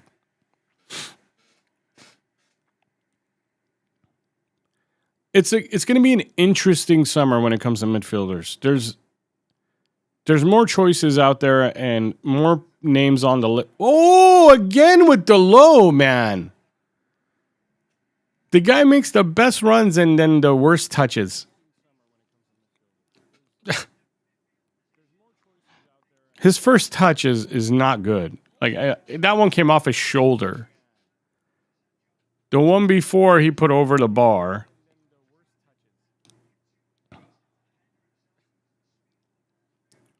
With Ugarte Gardner, 3 mids enough with Champions League? Is there a youth player ready to be fourth choice? I don't know. We're going to find out about Sekou Kone. I mean, that's the one on my mind. Is Sekou Kone, is he someone who can play next season? A little bit, not a lot. But is he someone... If he can't play next season, then he's got to... Like, he's done, right? Like, we got to get rid of him.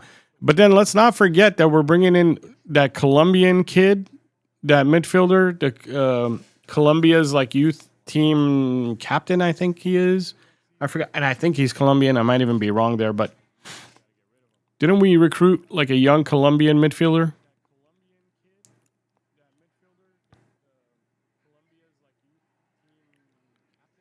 I mean, we got some young talent in midfield for a fourth choice player who can play a little bit, not someone who's going to come in and start.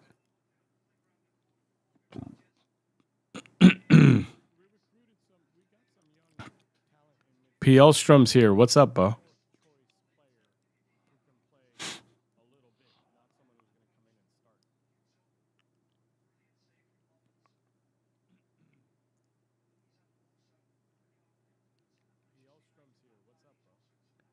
Duncan, is that his name? Is that the Colombian kid, Duncan? What about Noah Ajayi? Who's that?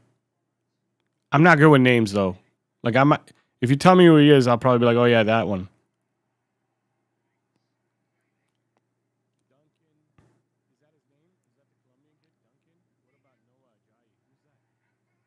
Oh, why? And this guy too, like my least favorite player on their team. Like I don't like this guy at all, man. I've hated this guy his whole career. I need to watch the replay because I was reading comments. I don't know where this happened and why this happened, and also our whole team is following the ref around, so I'm wondering if there's something to check.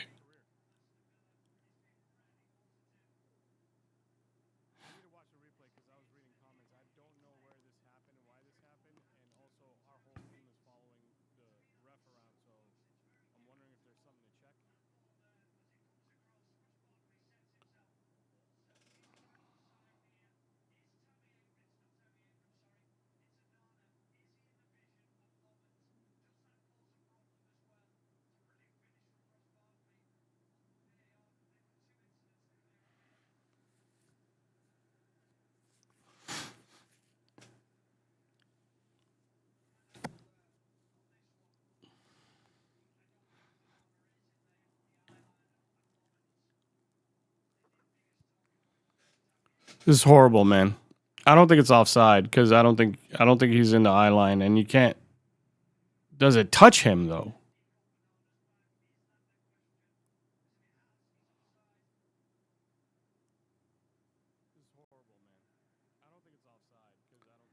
They have to prove without a doubt that it touched him, right? Like,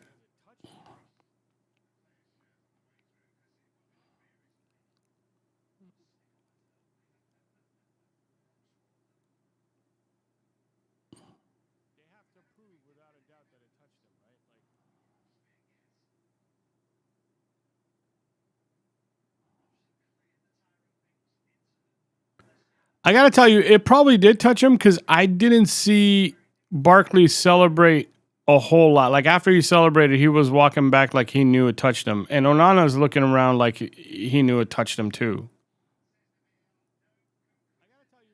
No conclusive evidence. It's a goal, guys. It's a goal. This is bullshit. Marking issue? I mean, you're taught to get compact and in the middle of the box, so I don't know if it's a marking issue more than just bad luck. In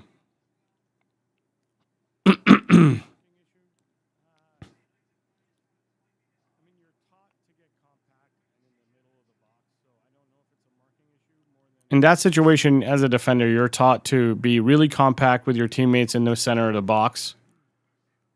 So I don't know if I could fault an actual defender for that. At least not that late in the play. Maybe something earlier where we could have done better with the ball and not been in that situation in the first place.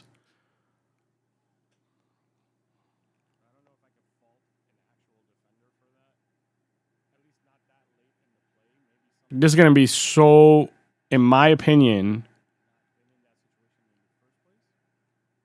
this is going to be so bad for us if we don't pull a win out of this, especially because we were leading. In my opinion, we could have really used 3 points on Villa today. Basically, it would have been a 6-point game because we're taking 3 away from Villa and we're putting 3 on top of ours. Oh, no, dude.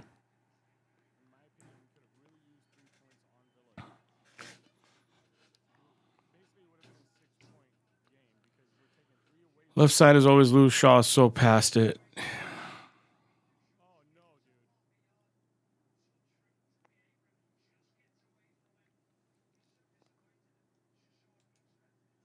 What does this mean, Art? What does that mean, dude?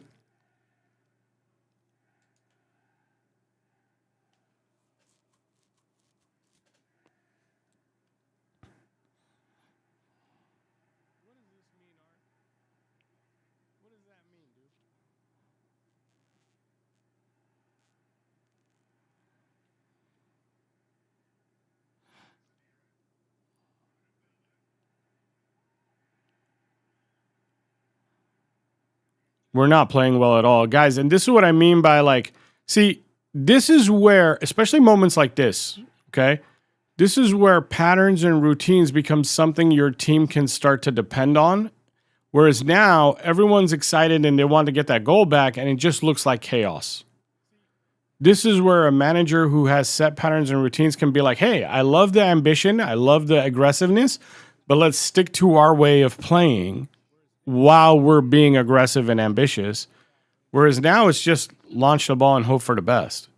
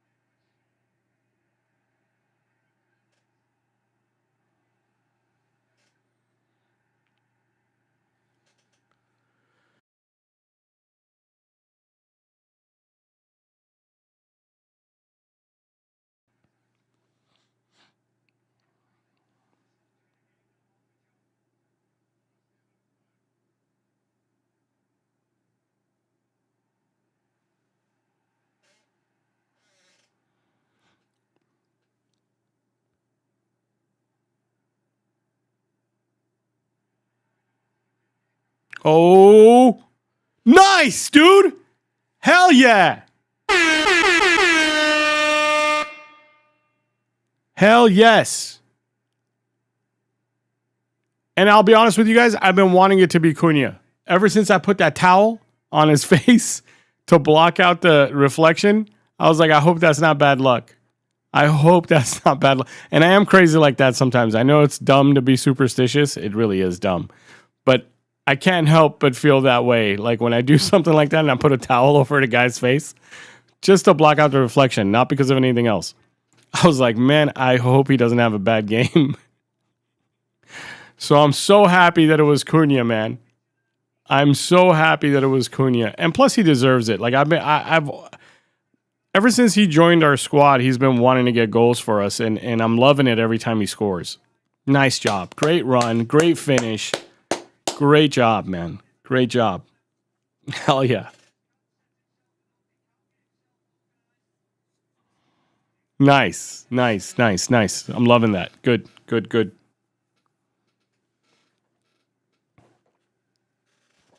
Now we got to finish this game off. Like, really, like, this is where Carrick has to earn his money. The towel stays on every game. Is that what it is? He can't watch himself. That's what it is. If he watches himself, he doesn't score. Is that what it is?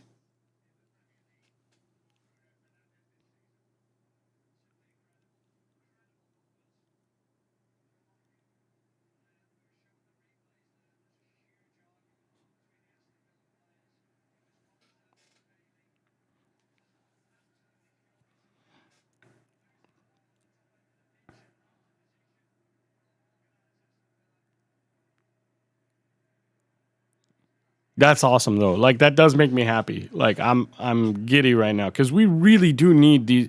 We need a 6 point. Whenever we play a team like Aston Villa or Chelsea or any team that can keep us out of the top four, we need these wins. These are big wins.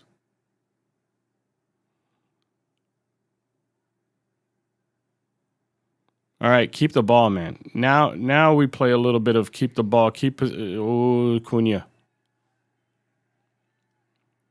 Maverick. You must be. Are you American, Doctor RFTR? DRRFT. I don't know how to say your name. But are you American? I'm wondering if anybody outside of America says a word like Maverick.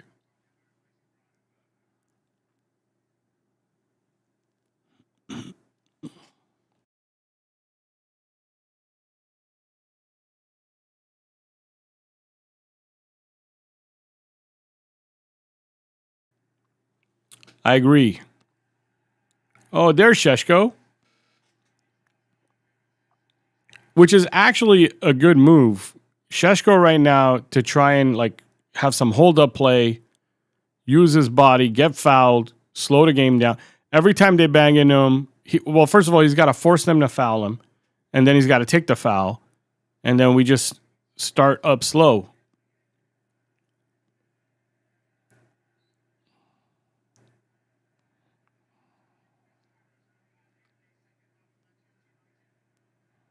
Iceman.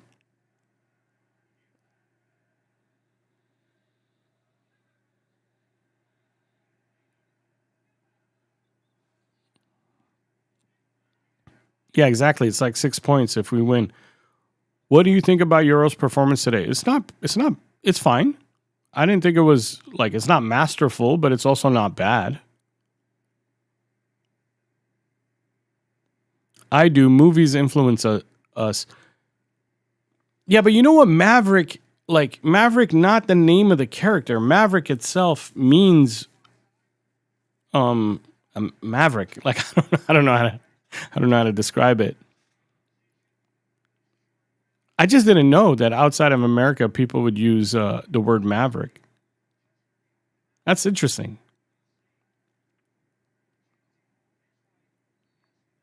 Yeah, I mean, he is coming on as a target man, Miracle, but um, I think more than don't get me wrong, I'd love for him to score a goal, and that's the hope. But more than anything, his hold up play right now is going to be very influential in how this game wraps up. If we can get it to his feet, have him hold it up and get fouled.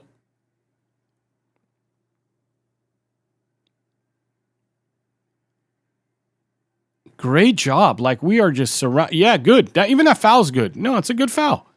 It's a good foul. Don't complain. You fouled, but it's a great foul. You just take the air out of their tires. Cunha can't be hurt though. Cunha can't be hurt. Like this got to be one of those Brazilian things where you're wasting time. That's fine. But if he's actually hurt, that's not good.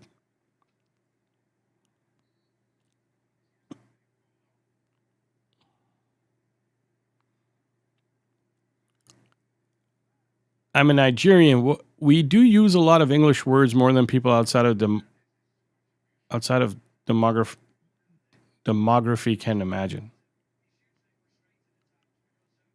I guess that makes sense because I think I have heard, like, you know what it is?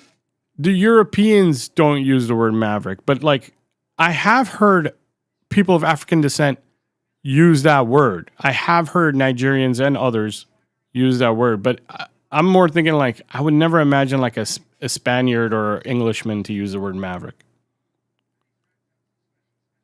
I was told my guy's Cunha is 10 out of 10 when it comes to dark arts. Fix the score. You're right. My bad.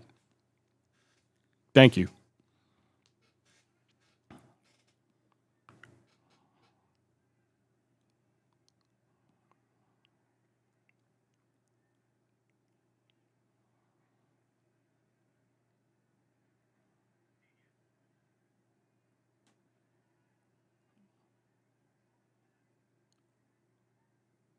I just hope this doesn't turn into one of those games where we just like sit in this low block and let them pass the ball around for 13 minutes. It's way too long.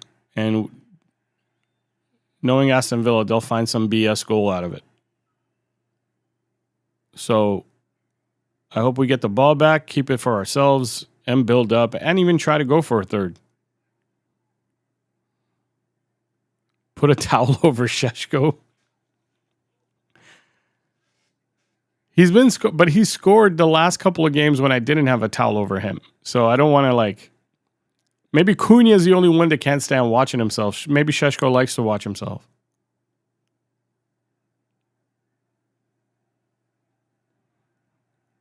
I'll make a deal with you, Art. If Šeško doesn't score, I'll put a towel over Šeško the next game.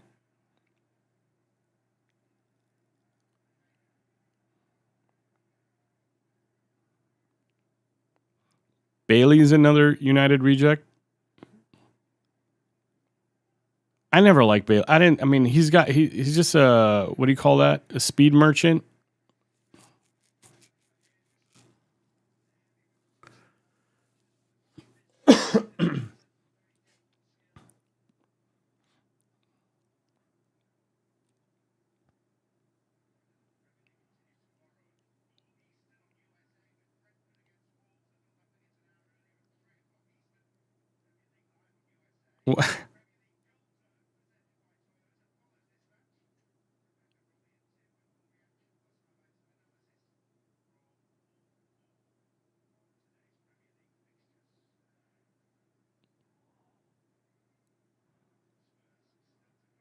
Get that ball. Good. Now, Cunha, keep the ball. That's the right guy to keep the ball.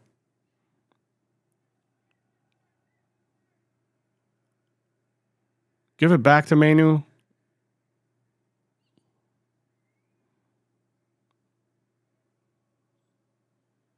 Oh, nice, Bruno.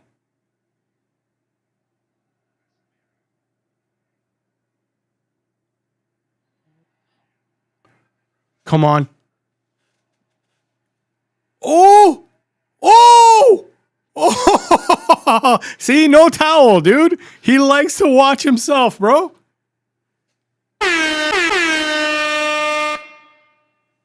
Hell yeah. Hell yes. Yes, sir.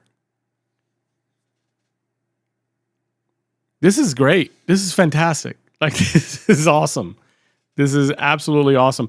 And it all started with Casemiro's beautiful pass. I mean, that pass dropped exactly at the right spot for the defender to think he had a chance to get it.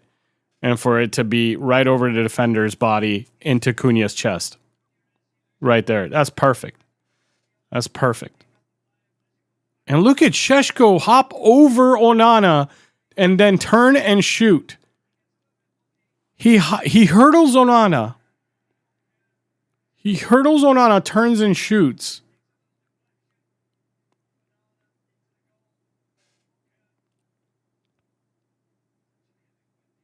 Perfect. Perfect. He jumps so high, dude. Cunha just behind him. That'd be an amazing photo. Somebody has to have had that photo. And why is Michael Carrick doing the Donald Trump dance? Like, don't. That's not how to celebrate, man. What is this? Don't do this. Please don't do this. If you were celebrating at home and you did this, shame on you. Like, shame on you. That's not how to celebrate.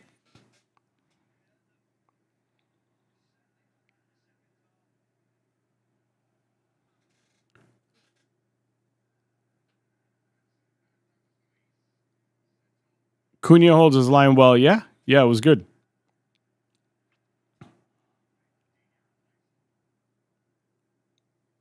The Aston Villa players has to be a joke. Šeško needs to start, period. I don't know, man. Every time he's come off the bench, he's scored. It's hard to argue.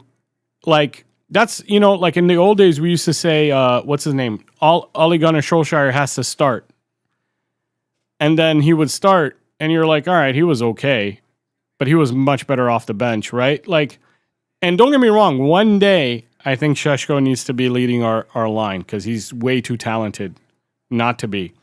But this season, This season, maybe we just keep bringing him up off the bench, letting him gain his confidence and start to believe in himself and understand that he is good enough to score in every game.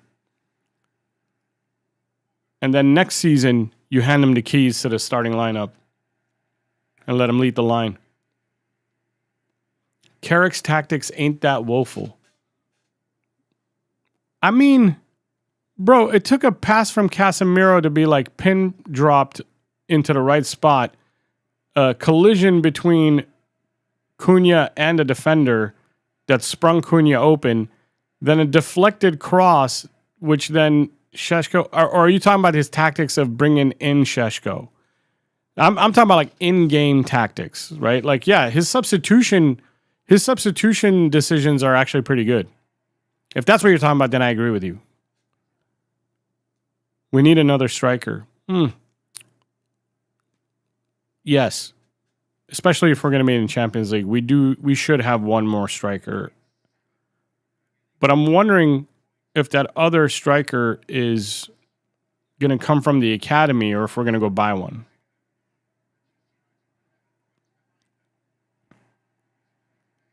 Oh, go. Go, go, go. What was that? What is... See, Fuentes, Brian. Look at... Even Bruno's laughing. This is why Šeško maybe isn't the starter, right? Because if it was 0-0 right now, and this is what he did in like the 20th minute of the game, like I'm not even sure what that is. I don't know if that's a shot or a pass. Like I'm hoping it was a really bad pass. Yeah, I'm pretty sure that's a pass. He was trying to get to Ahmad. But I don't think he should have done that. He should have took one more touch to settle it and then kicked the hell out of it. Update score. Got you.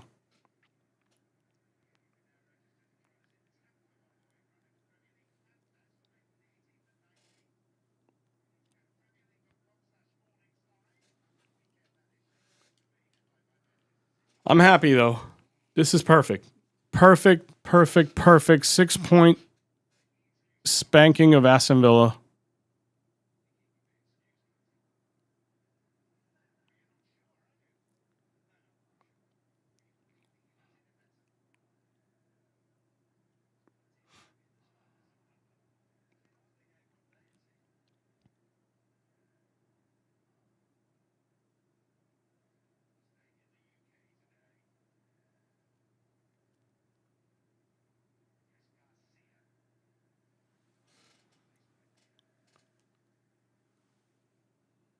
Why is Art saying no?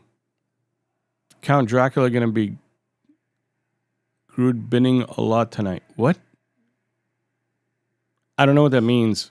Groot binning? This is a huge game for us to win. We're on track. Yep, perfect.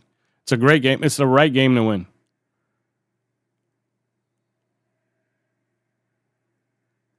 I don't think we should press. I think we should be in a mid block here. So just drop a little bit lower for Bruno and Šeško. I'd want them to drop a little right there. This is where I would hold my line. And that's why Cunha engaged there. That was good. This is exactly where I'd hold my line and see if I can delay them breaking any lower from here.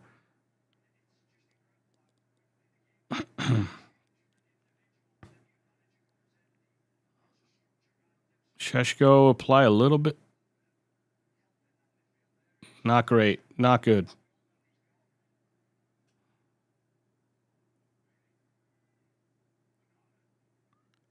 You know, there was someone when I first went live today, someone predicted 3-1.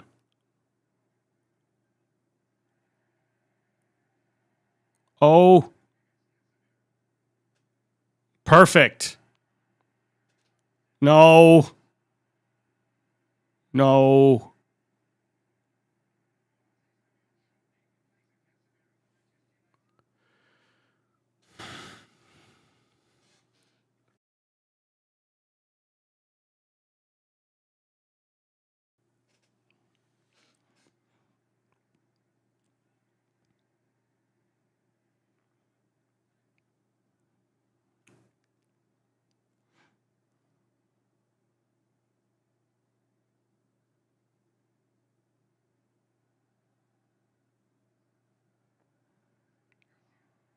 Nice job, Cunha. Ah.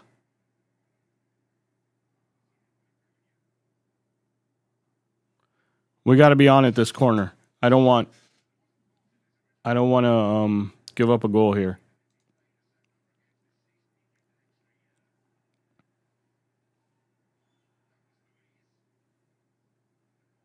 Nice.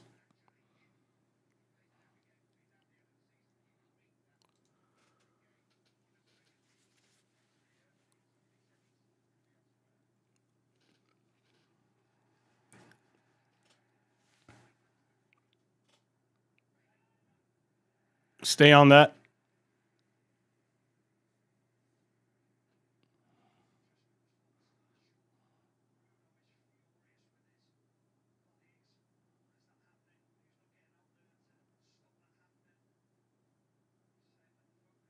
Oh my god, dude. This is what I mean. We can't get like we have no build up. We have no pattern there.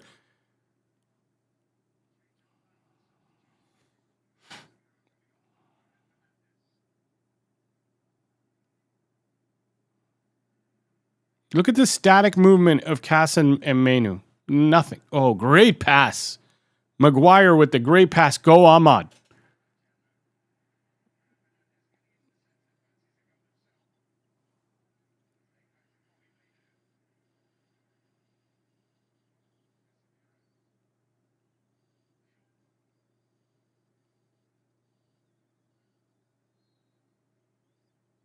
Offside.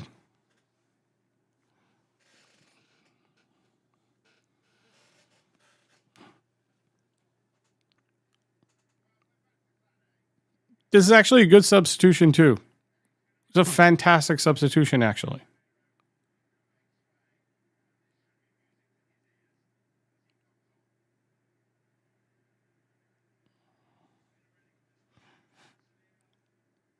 Beautiful header, man. What a fantastic header. It opened up the game for us too. Like it's a great. We're gonna miss his goals.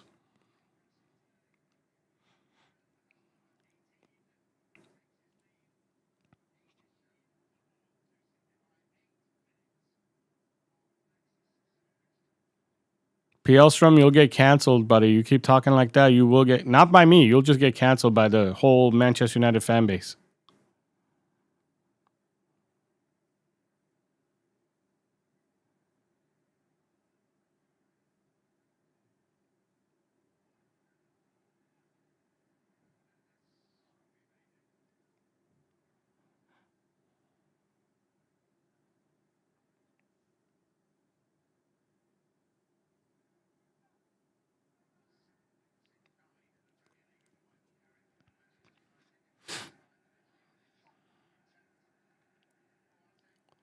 Oh, close. What's up, man? It has been a while. I'll be back to normal in April. After the first week of April, that is. So, like April 10th ish. I should be less busy by April 5th and then start settling in back to making videos and posting. 8 minutes. 8 minutes of extra time for what?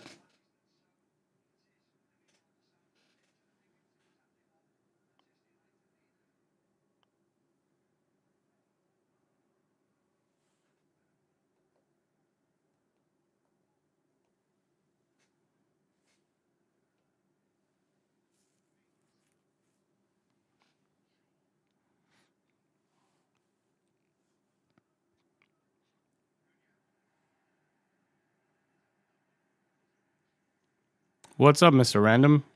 Little late?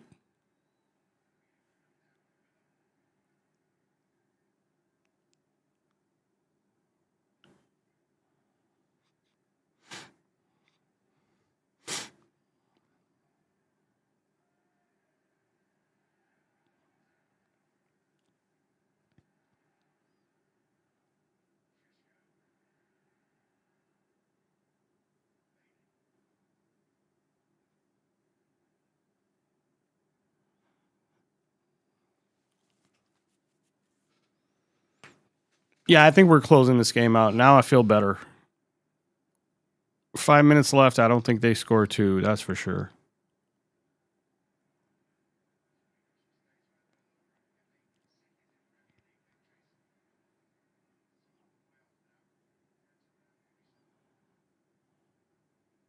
Great movement from Ahmad. Like fantastic movement to supply an option and give Bruno something to pass to.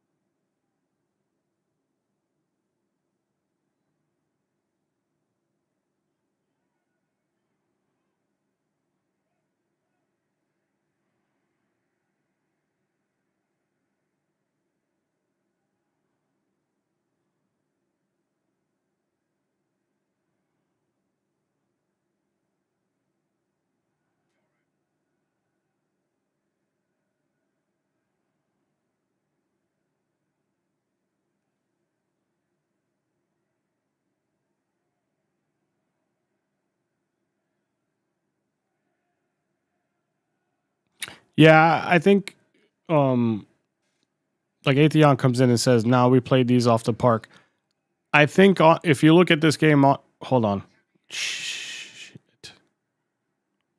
Wow. Wow. I think if you look at this game overall, not that sequence, but if you look at this game overall, we definitely outplayed them. But it wasn't, I'm going to say it wasn't due to tactics. It was due to just players' quality. Like, we have the better players, and they showed that today. Good work. Great game. Good work. Good finish. Good game overall. And Pielstrom has been saying it the whole day that, like, these guys are supposed to be fourth place in the Premier League, and they look sorry. Aston Villa, that is. And I think that goes to show that the quality in the Premier League this season has not been good. I don't think it's been good this season. But that's good for us because it gives us a chance to finish in the top 4. It really does.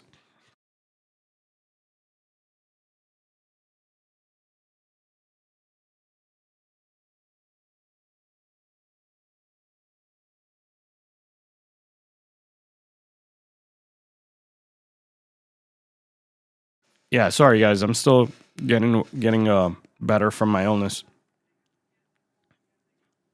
But yeah, the quality in the Premier League this year is just not what I'm used to.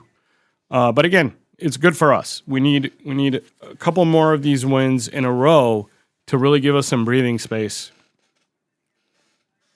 moving forward. We need to push away from Villa, Chelsea, and Liverpool, and I really think that we could finish in third place. Yeah, dude, the league's horrible this. Let me put it this way, Nelson. Like, I hope the league is this bad next season. If the league is this bad next season and we make the right purchases and get in the right manager, it's going to be a really, really fun season next year for us. Right? I hope we get one more year of this quality league. Because that'll really give us a chance next year to just have a fun time.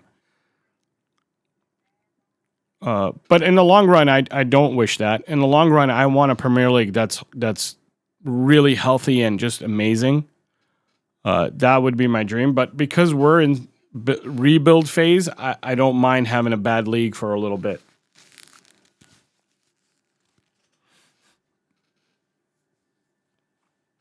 Ahmad was immense. Ahmad was good, man. Bruno assist king. Sheshko could have done better with that through ball too. Yeah, and then remember that first ball that first chance that on the 37th minute that Delo had? Ugh, that one. Oh my goodness. Delo in the box, 37th minute. Heartbreaking. 100%. If we get two good central midfielders, what is Nelson saying? If we get two good central midfielders and a decent left winger, we could finish third but closer to second. Yeah, exactly. I only laugh because I'm like basically we can finish like we're finishing now but closer to second. I think though, if we get 5 good players, 2 good central midfielders, a decent left winger, another center back, and a fullback, a good fullback, like a really nice fullback, I think that we can even challenge for top 2 next year, man. Why not? I said Sheshko would score. Yeah, you did. The low miss is reminiscent of his miss that got Ten Hag sacked. Yeah, for sure. The tactics may be like go out there and have some fun. After all, glad we're winning. Aston Villa's luck averaging out, or Man United back on the rise. Sorry, only saw last 15 minutes.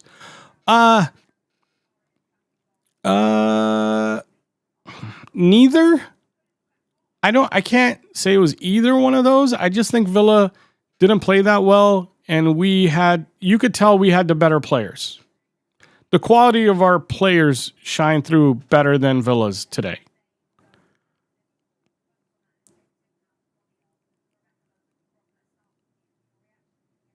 Villa were crap. Yes, their luck is waning. They were bang average. Yeah, they were bang average. But again, I think that's just maybe they looked bang average against our players who actually played to their quality today.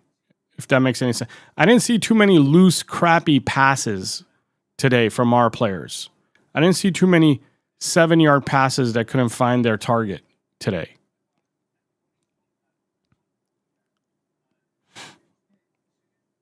Does it worry you that we're not seeing fullback links? Yes, it does. If we get 5 players in other positions, would that be acceptable for this summer? You mean without a fullback?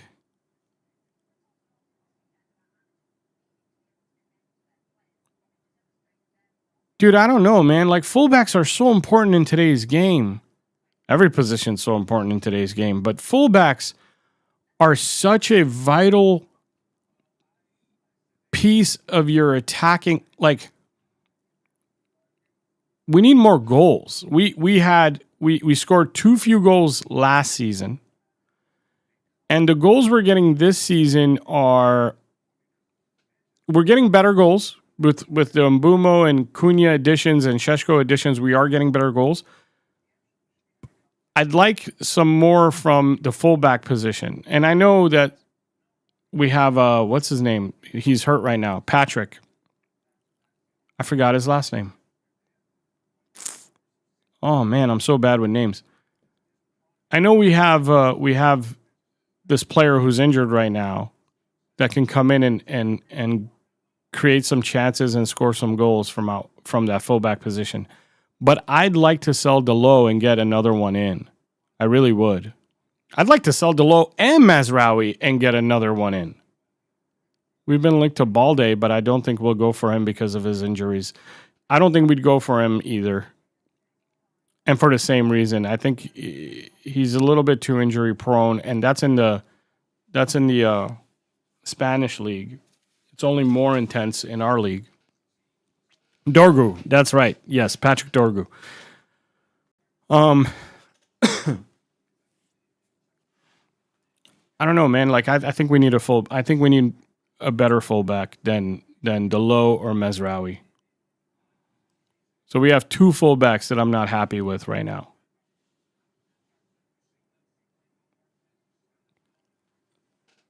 Honestly, we have Amarim to thank for the passing. This is the first season in a long time we have passed better since Van Gaal.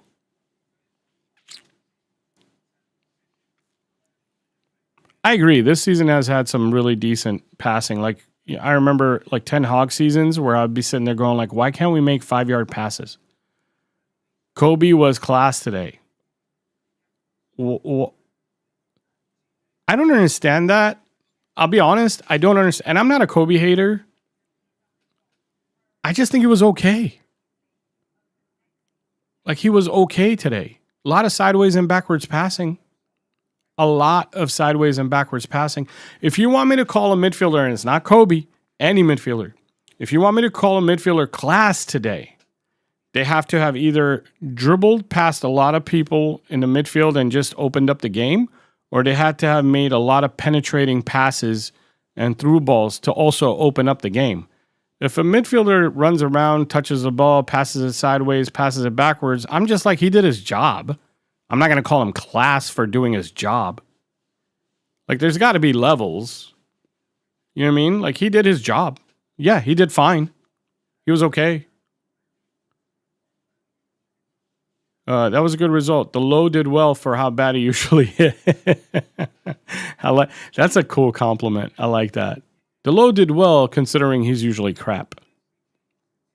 I think the low is better than Mazraoui. The low is better than Mazraoui.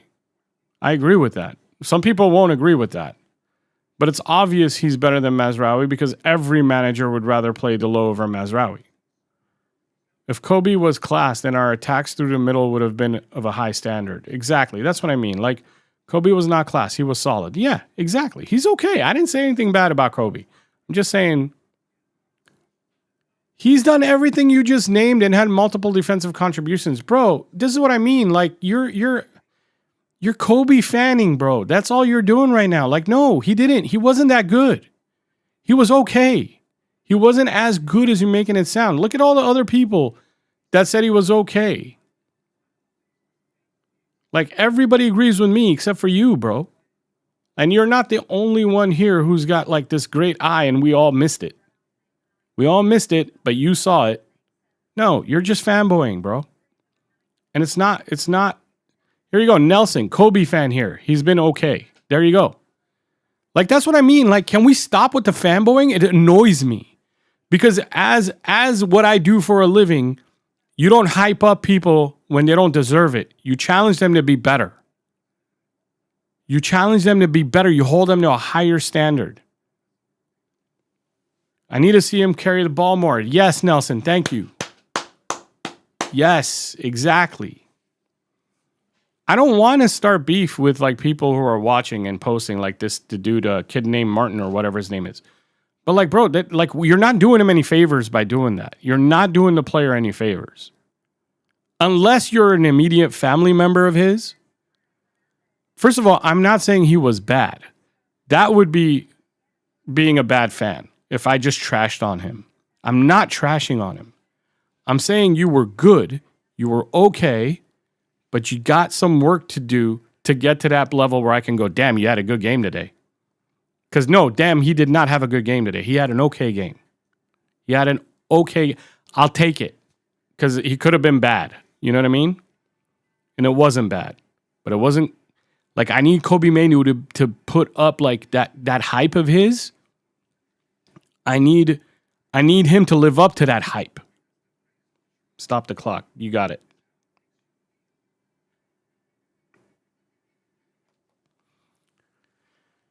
You're annoyed because I complimented a United player after a good win. You're not a football fan. And then three smiley faces with tears. Like he's laughing his ass off for saying what he said. This is a problem with social media. There should be IQ tests before you get to type. You got to take like an IQ test. And if you don't pass, you only get to comment once every 10 minutes. Kobe didn't show us that he was vital today. He was fine. Exactly. Like, let me put it this way. If there was another center midfielder on the bench who was good, all we have is Ugarte, not great. But if there was another center midfielder on the bench who was good, if at the next game you saw the manager bench Kobe to try that other player out, you wouldn't blame the manager. You wouldn't go, well, how could you do that after the kind of game Kobe just had? Do you get what I'm saying? Like, and that's the thing, right? The thing is like, we need to bring in the players that compete with each other for these positions. Positions need to be hard to get if you want to build a good team. These players need to have competition so that they understand that like, oh shit, like I need to do something today. I can't just run around the park and pass the ball sideways, backwards, and just kind of like, don't make a mistake. Like, don't make a mistake shouldn't be the standard. That should just be like your job. That's your job is not to make a mistake. You know what I'm saying? I'm going to be honest. If Mount plays the next game over Kobe, I won't be mad. There you go. And that's a Kobe fan. Right? Like, and I understand exactly like what Nelson said. I understand that. He didn't stamp his foot down and say like, oh, you're not giving my spot to anybody else. You know what I mean? Kobe's always doing what he did on his debut. Big Meeks is right. Kobe needs to show. Yep. We want United to be better and better. This is what we are doing, Martin. We are a football fan. Exactly, man. And that's what I'm saying, man. That's all. I'm not trying to be negative, dude. This isn't negativity. This is real. If this is negativity, then like, damn, like I don't know what am I supposed to say? Everyone was freaking amazing today. Every player, no one needs to improve.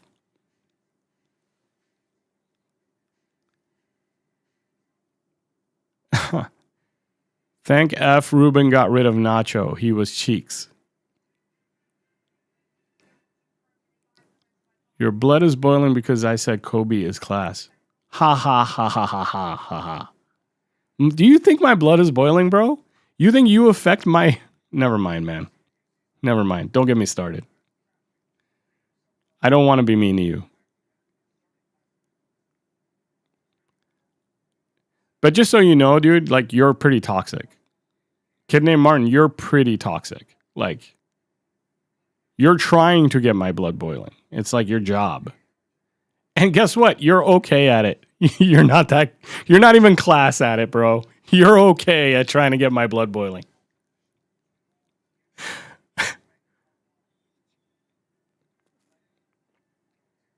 honestly, Kobe isn't an automatic starter yet, and I was in love with him that first season. Me too, man. Don't fall for the baits. At this point, it's just trolling. Yeah, I know. Kobe ain't class.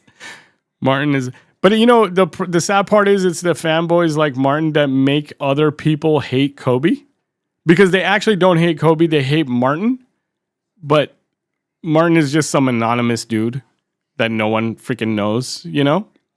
So then you end up hating Kobe because Martin's making you feel a certain way about Kobe.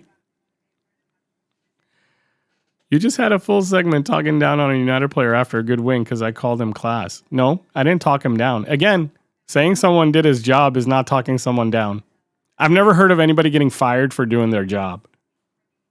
So, like, I don't know. IQ, again. IQ, up here. It's up here, bro. Read a book, bud.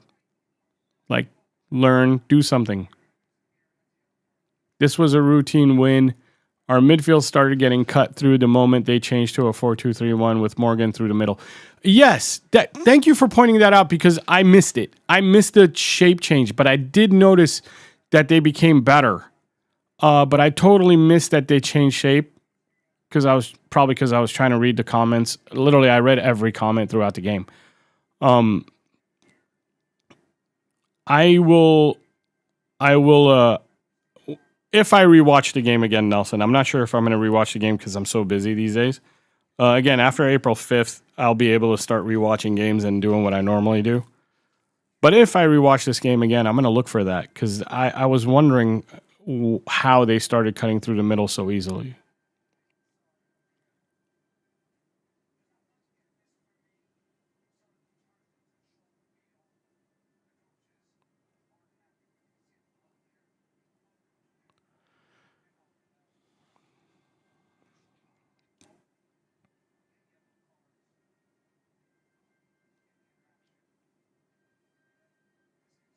Rogers was untouchable in the middle.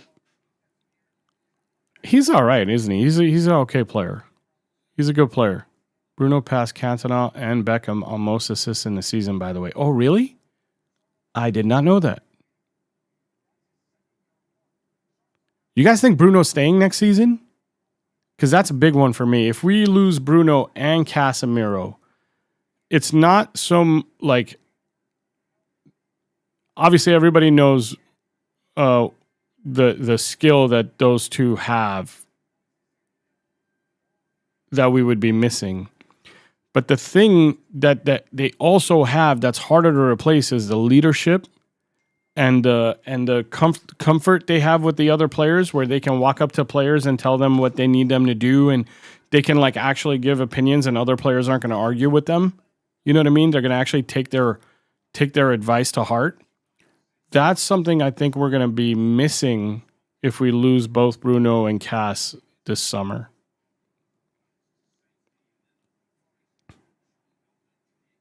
$16 assists for Bruno, huh?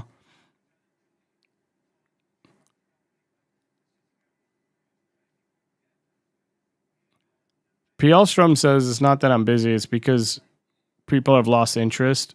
I'm guessing Ruben, right? Like ever since Ruben left, a lot of people have lost interest in this squad, and it's true. In my case, I will say that it's because I'm overwhelmed with a lot of work that I'm doing in my real job. But I will also say that in my case, after Ruben left, I've kind of this whole season has become about like, can we finish in the top 4 so we can get prepared for next season? So yes, I have lost interest in this season, other than the fact that I need us to finish in the top 4, so we're better prepared and armed for a good summer to bring in a good manager, so that we're ready for next season. So yeah, I see where you're going with that. But I still watch all the games because again, it's kind of like the getting ready for next season. Like I'm watching this season for next season, if that makes any sense. I've been around, bro. Like I've been around, not a lot, but I'm trying to do watch-alongs every time there's a game on the weekends. But there's going to be more videos and everything coming after April 5th.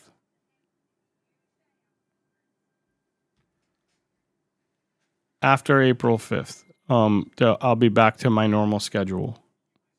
Hopefully, a live show every week and a video, like an actual edited video once a week. Also for the members, mostly the edited one.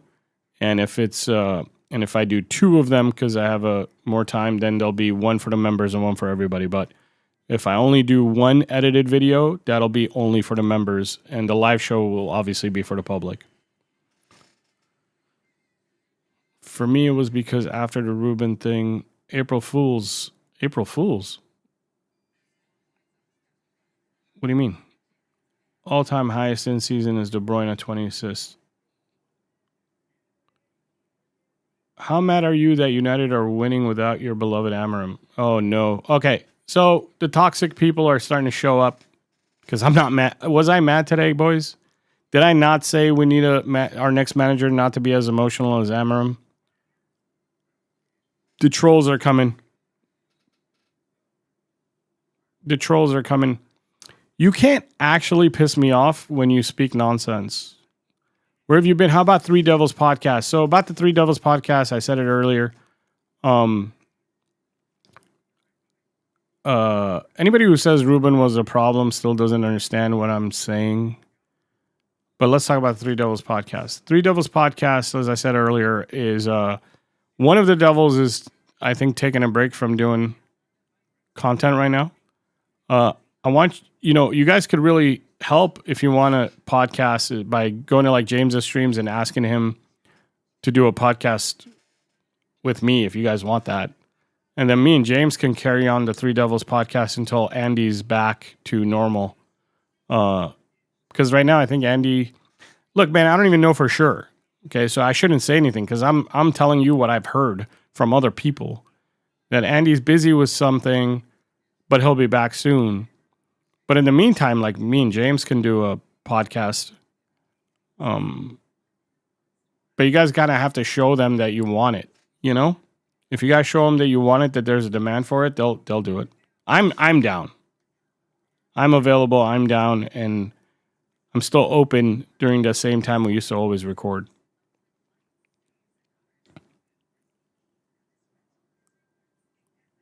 Thank you, Athean. I'm putting that on the screen. PL actually, good comment too. I'm putting PL on the stream.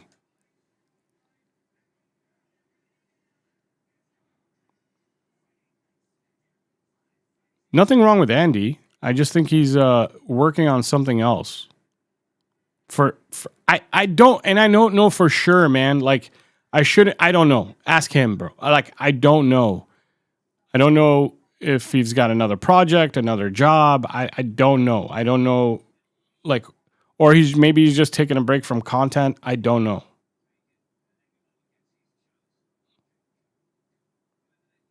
Somebody came in earlier and commented that Andy is traveling for work. That's where I got it from. And that person might not be right. Oh, Nelson says he's in Dubai. So there you go. He's traveling right now. He's not at home. So maybe that's that's why he's not posting. So there you go. I don't know when he's going to be back from Dubai. I don't know how long this is for. I don't know anything. All I know is it's okay for Andy to be traveling, and then, maybe me and James can carry on the podcast. I don't know. I'll talk. You know what, guys? I'll talk to James. I'll send James a message today. I just want some mixed content. Love the tactical videos. Thank you, man. Love the tactical videos you provided. You provide insightful content regarding systems. The Three Devils content can wait. Thank you, dude. I like both. I'll be honest. I like the Three Devils stuff too. I like having people to bounce ideas off of who may not agree with me, and then we just have a discussion about it. I like that kind of stuff. So I like them both. But for the tactical videos, unfortunately, man, it's not that complicated with the current setup and current. Again, I don't want to be negative, so don't. Some people are going to listen to what I say and be like, "Oh, look, it's his beloved Amarim's gone, so now he's going to say negative things about Carrick." No, I'm just telling you the truth. Carrick is a great man manager who's setting up the right formation for the team the way it's built. Like, we are better in a 4-2-3-1 than we were in the 3-back system of Amram with the personnel we have. But tactically, our patterns, our routines, it's not interesting. It's really not. Like, if I made tactical videos, I would show you how our build-up from our goalkeeper is actually not good. How our high line, like when we play a high line under Carrick, it's actually not good. Now, when we play a mid-block and low block, we're freaking incredible under Carrick. When we play in transition, we're really good under Carrick. The kinds of opportunities we create are long overhead through balls, which I don't like because it's not sustainable. Other than that, it's transitional play, which we're actually really good at. So there's positives and there's negatives, which is normal. But for me, the negatives are big enough of a deal to not want Carrick to be our manager next season. I don't mind Carrick being our manager now, and I think he's the right guy to help us finish in the top 4 with the Premier League as weak as it is right now, as me and Nelson were saying earlier. Carrick is definitely good enough to get us to finish in the top 4 in today's Premier League. But there are things that we're not good at under him that I don't want to take into the league with us next season. I've been calling it basic Sunday league football. And Pielstrom has the right to say that. Like, I'm not going to argue that because there's a lot of freedom, let's call it freedom, instead of calling it lack of patterns or routines or tactics. You can look at it both ways. Some people will be like, oh, he gives his players freedom to express themselves. And some people, like myself, will say there's a lack of patterns, routines, and tactics in possession.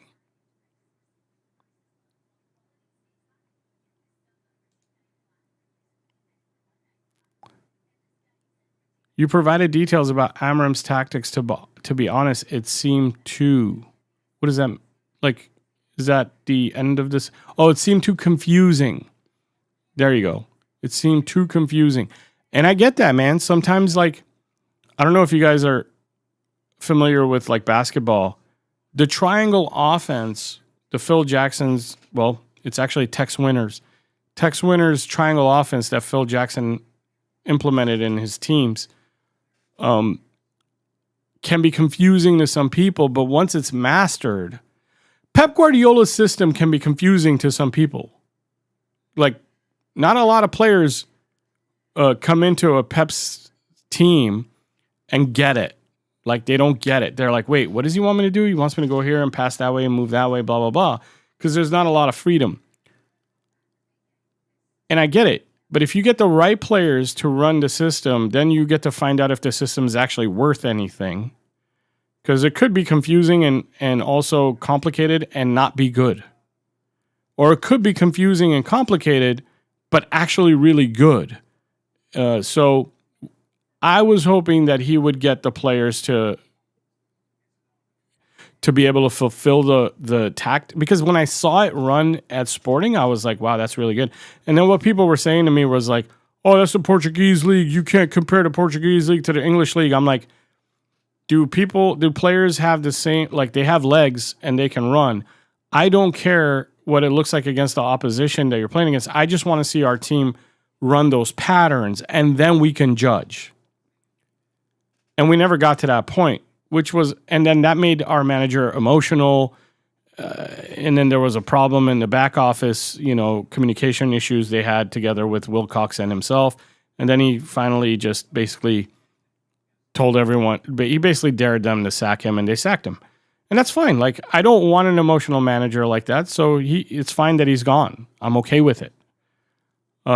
Carrick is the right guy to take us in the middle of the season and try to finish in the top 4 because Carrick ball isn't confusing. It's easy to understand, and there's a lot of freedom to express yourselves. And as long as the players show up and they want to play, we're going to win some games, like today. But in the future, next season, I don't want this. Like in the future, next season, I want a manager who's got a clear style, a clear routine and pattern that he wants to see. And I'll be happy with that. I think these results highlight our players' qualities. We have a lot of good players. And I think they comfortably gel with Carrick's tactics. I don't disagree. I agree with that, but that doesn't mean it's the best way forward. You understand? Like, it might be the best way now. It doesn't mean it's the best way forward. The opposite can be true. Even with the right players, Amarim's decision-making was suspect. Wouldn't trust him. Dude, again, I'm not this isn't me backing Amarim. This is me saying I want a coach who's got a clear, defined style with clear, defined patterns and routines, like a De Zerbi, like a Nagelsmann, people who have clear, defined patterns and routines, and then we can judge, like, yeah, if their decision making is good or bad, that's fine. Like Amarim's decision making sucked, sure. I'm not saying it's not, but his patterns and routines are what I liked. You get what I'm saying? Like, they're two different things, man. You know, like there's more than one way to judge. Like there are more than one attribute to judge people on, right? Like you can judge someone's like how high they jump, how fast they run, how good their first touch is, how good their ball striking is, and blah, blah. So when you look at a manager, you can also judge by like how good are his patterns, how good are his routines, how good are his decision-making skills, how good are his substitutions. There's more than one thing. I liked Amarim's patterns and routines and his build-up. I didn't really agree with all his decision-making either. There's more than, you know, there's a lot of different levels to judge people on. Not just one. Not just like, well, his decision-making sucked, so the whole entire thing sucked. That's not fair. Even when you assess a player, there's some players we can say, like, they're really good at this, but they're really bad at that, right? So we need to find a guy, a manager, who's pretty good at everything, really. Like, because that's the level we're at. We're Manchester United. We shouldn't be looking for a guy who's okay at everything. We need to find a guy. If there's like five, I can't think of everything now, but like, let's say man management is one attribute. Patterns, routines, and tactics is another attribute. Decision making is another attribute. How they handle press, media, and temperament is another attribute. We need to find a guy who's really good at 3 out of 4 and okay at the 4th. Do you get what I'm saying? Like, we need to find a guy who's more good at a lot of things and okay at a couple of things and not bad at anything. Whereas, like, if you were, like, you know, Brighton, you could find a manager who's good at 2 things and bad at 2 things, and you'll be fine. Like, that's still a good enough manager for you. Sounds like you're only judging managers' abilities based on their patterns. That's a good comment, and I'm not gonna. I know you're challenging me or whatever, but I'm not gonna take it as that. I'm gonna take it as I even posted it on the screen here. I'm gonna take it as a quality discussion comment. For me, patterns and routines are the top of my priority list, and then everything else. So, like, the way I judge a manager is I want them to be really, really good at their tactics, their patterns, their routines, and then to be pretty good at the other things like man management and handling of the press and the owners and the communication skills and all that. For me, patterns and routines are the top of my list because it's what I enjoy watching, if that makes any sense. Like, that's why I watch. Good comment. I'm going to take it as a good comment.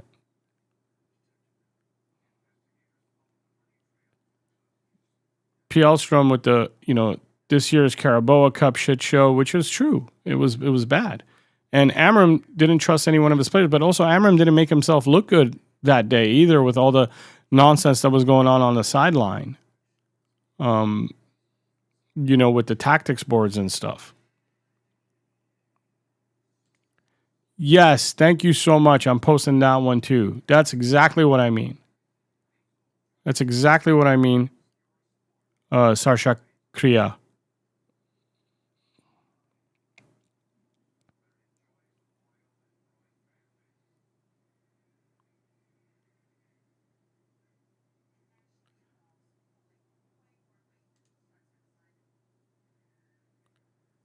Atheon nailed it on the head too. This is why I said like Carrick's the right guy. I don't agree that the manager doesn't matter at all. Like the manager does matter to, especially out of possession, where Carrick and that assistant of his, I can't remember his name, but that experienced assistant that he has, they're doing a really good job of setting us up out of possession to not only make it really difficult for the opposing team to create chances, but also to make it really easy for us to get out in transition into a counterattack. So I like what I'm seeing from Carrick. And again, I agree that he's actually one of the best options to have. You don't want to bring in a highly tactical manager right now in the middle of the season. You don't, especially that you just had one leave, and then you bring another one in who probably has different tactics, and then all your players' brains just explode because they're like, dude, they're sick and tired of it. They just want to play football. And that's what Carrick is providing for them. And I'm happy with that. I just don't want to go into that next season because we'll have a summer, we'll have a preseason. We can bring in another manager who has clear defined ideas and that can teach our players how he wants to play. That's all. JM Peaky says, fair enough. Thank you, man. I appreciate it. Yeah, I don't mind the conversation as long as we're not attacking each other so that I can actually get a chance to say what I want to say. Just remember, Fletcher in 2 games was already saying some things towards players. Oh, well, I have memory. Never mind anymore. Fletcher in 2 games was already saying some things towards players. I can't remember. He was saying negative things towards players? Is that what you're saying? My point is no manager will get that much more out of this team than Carrick is right now. Exactly. My point too. We want to compete. Yeah, watch Arsenal City. Yep. Yeah, Carrick's doing a good job getting a lot out of these players, for sure. And we need to rebuild. We need to get some players in, and then another manager to take them forward. I think that's what Atheon also believes. All right, guys. I think I'm going to call it here so I can go get some breakfast. I've been up since 5:45 a.m. to get on here, so I only got like 5 hours sleep. I'm going to go get some breakfast. And, go on with my day. I hope you guys all have a great day. It was a great win. It's a much-needed win. We're in 3rd place. We beat Aston Villa, exactly the kind of team you want to beat. I want to beat the Aston Villas, the Chelseas, and the Liverpools going forward. See you, Nelson. Thanks for coming around, bro. And next time we have a game on a weekend, I will also be live and doing a watch-along. So every weekend game, Saturday or Sunday, I'll be here live. Thanks, guys. And Philip, thank you for being a member, bro. Thanks for all the members that are here. Thanks for supporting me. I will be back in April, and I promise you member videos will always be the priority. And then if I make a second video, it'll be for the public. And I will, by the way, for anybody here who's not a member, I do plan on making 2 videos a week so that there's one for the members and one for everybody else. Thanks, guys. I'll see you soon. Again, I'll see you at the next broadcast.